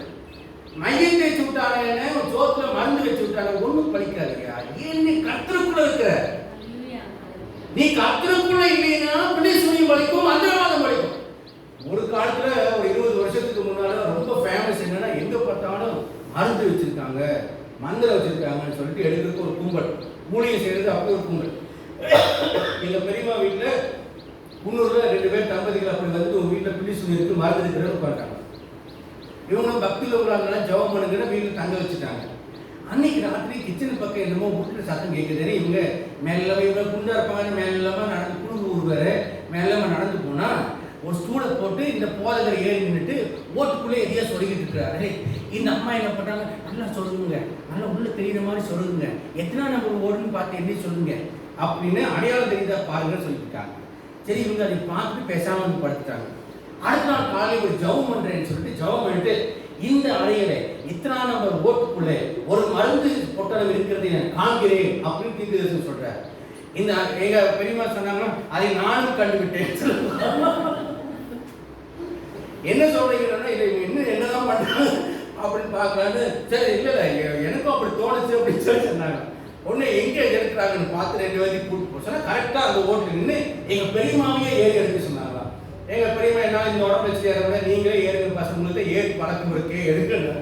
இவர் ஏறி கொடுத்தாலும் நீ இந்த மாதிரி ஆளா ஏன்னா நைட்டில் அவங்க பார்த்துட்டாங்க எங்கே வச்சிருக்காங்க. அதுக்கப்புறம் என்ன பண்ண ஜெபம் பண்ணணும்னு சொல்லி சொன்னாரா. சரி பண்ணுங்க, முட்டி போடுங்க. முட்டி போட்டால் தலையிலிருந்து கை அப்படியே கொஞ்சம் ஸ்லிப்பாகி தோலுக்கு இறங்குச்சா. தோல் வந்து கை கொஞ்சம் கீழே இறங்கினோடனே டப்புன்னு கை தட்டு எடா ராஸ்கல் கையை ஓடுற வெளியே செருப்பு கட்டி அடிப்பேனாங்க. 2 பேருக்கு விரட்டி விட்டாங்க. பாருங்க, இந்த மாதிரியான மோசமான ஆட்கள் உலகத்தில் வாழ்ந்து கொண்டிருக்கிறார். அதனால ஆவிக்குரிய தகப்பனை விட்டுட்டு சுய இச்சைக்கேற்ற போதல்களை தேர்ந்தீங்கன்னா குடும்பங்கள் கேட்கும், முழு குடும்பம் கவனம். 7வது காரியம், ஆவிக்குரிய தகப்பன் அவன் ஒரு பொறுப்புள்ள தகப்பன். பொறுப்பை தருகிறவனும் உண்மையில் பொறுப்புள்ளவனுமாய் இருப்பார். 1 தீமோத்தேயு 6 அதிகாரம் 19 வசனத்தை வாசிங்க. 1 தீமோத்தேயு 6:19. நித்திய ஜீவனை பற்றிக் கொள்ளும்படி வருங்காலத்திற்காக தங்களுக்கு நல்ல ஆதாரத்தை பொக்கிஷமாக வைக்கவும் அவர்களுக்கு கட்டளையிடு. 1 தீமோத்தேயு 20வது வசனம். ஓ தீமோத்தேயுவே, உன்னிடத்தில் ஒப்புவிக்கப்பட்டதை நீ காத்துக்கொண்டு சீர்கேடான வீண் பேச்சுகளுக்கும் ஞானம் என்று பொய்யாய் பெயர் பெற்றிருக்கிற கொள்கையின் விபரீதங்களுக்கும் விலகு. கர்த்தருடைய பரிசுத்தமான நாமத்திற்கு மகிமை உண்டாகும். 2 தீமோத்தேயு 1 அதிகாரம் 14வது வசனம். உன்னிடத்தில் ஒப்புவிக்கப்பட்ட அந்த நற்பொருளை நமக்குள் வாசம் பண்ணும் பரிசுத்த ஆவியினாலே காத்துக்கொள் என்று அவர் சொல்லுகிற ஒரு வார்த்தையை நாம் பார்க்கிறோம். அடுத்ததாக நீங்கள் பார்த்தீங்கன்னா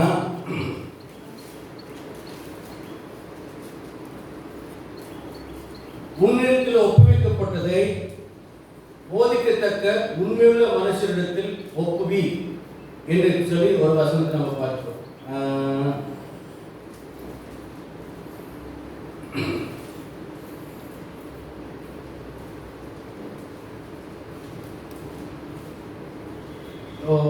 தீமோத்தேயு 4 அதிகாரம் 16 வசனத்தை வாசிங்க.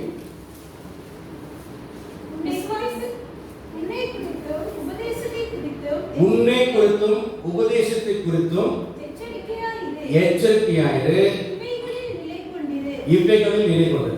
இந்த வசனங்களில் நாம் பார்க்கிற ஒரு விஷயம் என்னவென்றால், அப்போஸ்தலனாகிய பவுல் தன்னுடைய குமாரனாய், அதாவது ஆவிக்குரிய குமாரனாய் தன்னால் உருவாக்கப்பட்ட ஊழியனாக இருக்கிற தீமோத்தேயுவை பார்த்து அவர் என்ன சொல்கிறார்? உன்னிடத்தில் நான் ஒப்பு கொடுத்திருக்கிறேன். எதை நான் உன்னிடத்தில் ஒப்பு கொடுத்திருக்கிறேன்? இந்த ஊழியத்தில் கர்த்தருடைய உபதேசத்தை, கர்த்தருடைய ரட்சிப்பின் காரியங்களை, எப்படி ஊழியம் செய்ய வேண்டும் என்ற காரியத்தை, இந்த ஊழியத்தை நான் உங்கள்கிட்ட விட்டுட்டு போறேன். நீ உண்மையுள்ளவன் என்று எண்ணி உங்கள்கிட்ட நான் கொடுத்துட்டு போறேன். ஆகவே உன்னை கொடுத்து உன் உபதேசத்தை கொடுத்து எச்சரிக்கையாக இருந்து அதை பொறுப்பாக நிறைவேற்றி என்று சொல்லி ஒரு பொறுப்பை, அந்த ஊழிய பொறுப்பை ஆவிக்குரிய தகப்பனாக இருக்கிற இந்த பவுல் தன்னுடைய ஆவிக்குரிய குமாரனாக இருக்கிற உடன்வேலையாக இருக்கிற ஊழியக்காரனாக இருக்கிற தீமோத்தேயுவுக்கு அவர் கொடுக்கிறதை பார்க்கிறோம். சொல்லலாம். கர்த்தருடைய பரிசுத்தமான நாமத்துக்கு மகிமை உண்டாகும். அப்போ அவர் என்ன செய்கிறார்? அதை கேட்கிறார். 2 தீமோத்தேயு 2 அதிகாரம் 2 வசனத்தை வாசிக்கும் போது, அநேக சாட்சிகளுக்கு முன்பாக நீ என்னிடத்தில் கேட்டவர்களை மற்றவர்களுக்கு போதிக்கத்தக்க உண்மையுள்ள மனுஷரிடத்தில் ஒப்புவி. அநேக சாட்சிகளுக்கு முன்பாக நீ என்னிடத்தில் கேட்டவைகளை மற்றவர்களுக்கு போதிக்கத்தக்க உண்மையுள்ள ஒரு மனுஷரிடத்தில் ஒப்புவி.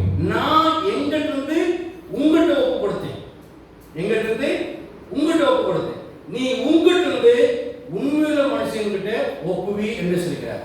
அப்படியானால் ஒரு ஆவிக்குரிய தகவல் நான் மற்றவர்களுக்கு கொடுக்கத்தக்கதாக என்னிடத்திலே பொறுப்பை கொடுக்கிறவனாக இருக்க வேண்டும். அதே போல என்னை கொடுத்து பொறுப்புள்ளவராக இருக்க வேண்டும். பிளவுகள் நிறுவனம் 1ஆம் அதிகாரம் 9-10 வசனங்களை வாசிக்கிறோம்.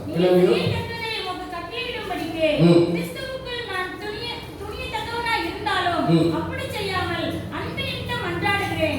என்னவென்றால் கட்டப்பட்டிருக்கையில் நான் பெற்ற என் மகனாகிய ஒனேசிமுக்காக உம்மை மன்றாடுகிறேன். முன்னே அவன் உமக்கு பிரயோஜனம் இல்லாதவன், இப்பொழுதோ உமக்கும் எனக்கும் பிரயோஜனம் உள்ளவன். அவனை நான் உம்மிடத்திற்கு அனுப்புகிறேன். என் உள்ளம் போல் இருக்கிற அவனை நீ ஏற்றுக்கொள்ளும். என் உள்ளம் போல் இருக்கிற அவனை ஏற்றுக்கொள். பிலமோன் என்பவர் ஒரு மூப்பர், அதாவது ஒரு வசதி படைத்தவர். அவரிடத்துல இந்த ஒனேசிமு என்கிற ஒரு அடிமை இருந்தான். இந்த அடிமை அவரை விட்டு ஓடி வந்துட்டான். இப்போ பவுல் மூலியமாக அவர் ரட்சிக்கப்பட்டு விட்டார். இப்போ அந்த பிலமோன் என்கிற ரட்சிக்கப்பட்ட அந்த எஜமானுக்கு இந்த ஒனேசிமை பத்தி ரெக்கமெண்ட் பண்ணி எழுதுறார்.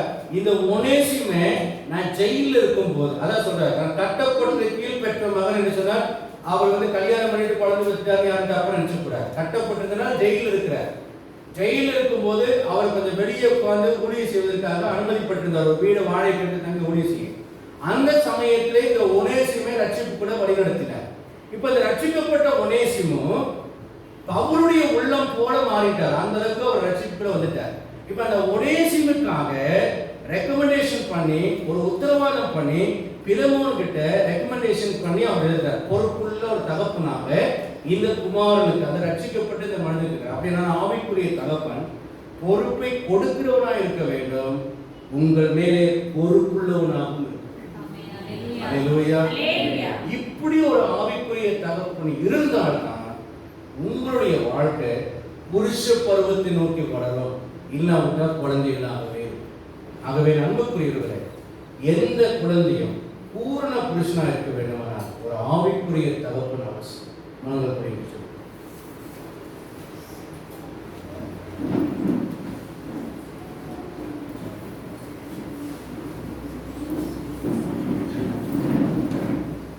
ஜெபித்த பின்பு நம் ராபோஜன பந்தியோடு நாம் கடந்து போகலாம். அருமையான கர்த்தருடைய பிள்ளைகளே, ஒரு ஆவிக்குரிய தகப்பன் துவத்தை உடைய உங்களுடைய மெய்க்குறை விட்டு நீங்கி போகாமல், நீங்கள் ஒரு மதவாதியாய் வாழத்தக்கதான ஒரு குழந்தையை கூட இல்லாமல், நீங்கள் ஒரு ஆவிக்குரிய தகப்பனுக்கு கீழே வளர்கிற ஒரு தேர்ந்த புருஷனாய் மாற உங்களை நாளைவரையில் ஒப்புப்படுங்க. நாம் மனம் போல போறதுக்கு, மனம் போல வாழ்வதற்கான வாழ்க்கைக்குள்ள நாம் நடத்தப்படக்கூடாது. பிள்ளையை வளர்ப்பார்கள், பிள்ளையை நடத்துவார். நாம் பிள்ளையாக இருக்கும்போது நம்மை வழி நடத்தக்கூட, உங்களை வழி நடத்துவதற்கு ஒப்புப்படும். உங்களை நடத்துகிற உங்கள் ஆத்மாவுக்கு உத்தரவாதம் பண்ணிடுவார். அவர் இரவும் பகல் விழுத்துக்கிறது. ஆகையால் அவர் கீழ்ப்படுந்து அடங்குங்கள் என்று வேதம் சொல்கிற வார்த்தை கீழ்ப்படுந்து அடங்கி நடப்போமா. பரிசுத்தமான பிதாவே, நல்ல வழக்கை நன்றி செலுத்துகிறோம். ஆண்டு ரட்சகரும் கர்த்தருமாகிய இயேசு கிறிஸ்து நாமத்தினாலே அருமையான நம்முடைய பிள்ளைகளை ஆசீர்வதிக்கிறேன். கேட்ட இந்த வசனங்கள் நம்முடைய பிள்ளைகளுடைய வாழ்க்கையை ஆசீர்வதிக்கட்டும். அவரை சிந்திக்கணும். அவருடைய வாழ்க்கையில் தடல் பொருளாமல், ஒரு மதவாதியாய் வாழாமல், ரட்சிக்கப்பட்ட ஒரு தேவனுடைய பிள்ளையாக கிறிஸ்தியேசுவை போல பூர்ண வளர்ச்சியை நோக்கி நடத்தப்படுகிற மக்களாய் மாற அவர் கிருபை கொடுங்க. உங்களுடைய வலுவுள்ள கருத்தை ஒப்பு கொடுக்கிறேன். கர்த்தர் ஆசீர்வதிங்க. தொடர்ந்து உங்களுடைய ரட்சிப்பின் சுவிசேஷத்தில் நிலைத்திருந்து பூர்ண புருஷராக மாறி கிறிஸ்தியேசுவின் சாயலை தரித்துக் கொண்டவர்களாய் குழந்தை கேட்பதை ஒழித்துவிடும் பூர்ண வளர்ச்சியை அடைய உதவி செய்யும். ஆசீர்வாதத்தை நடத்துகிற உங்கள் நாமத்தை பயன்படுத்தும். ரட்சகராம் இயேசு கிறிஸ்து நாமத்தில் ஜெபிக்கிறோம். ஜீவன் என்பது நடக்கிறார். ஆத்மாவே கர்த்தரை ஸ்தோத்திரி, உம்முடைய பரிசுத்த நாமத்தை ஸ்தோத்திரி. ஆத்மாவே கர்த்தரை ஸ்தோத்திரி, கர்த்தரை சர்வபாவமாக. நம்முடைய கர்த்தராகிய இயேசு கிறிஸ்து கிருபையும் பிதாவாகிய தேவனுடைய பரிசுத்த ஆவியானவருடைய மாசும் சந்தோஷமாக நம் அனைவரோடும் உலகில் சர்வ பரிசுத்தராக வேண்டும் என்று கர்த்தர் வாழ்வு இருக்கிறார். மாறுநாள் இயேசு சீக்கிரம் வரும்.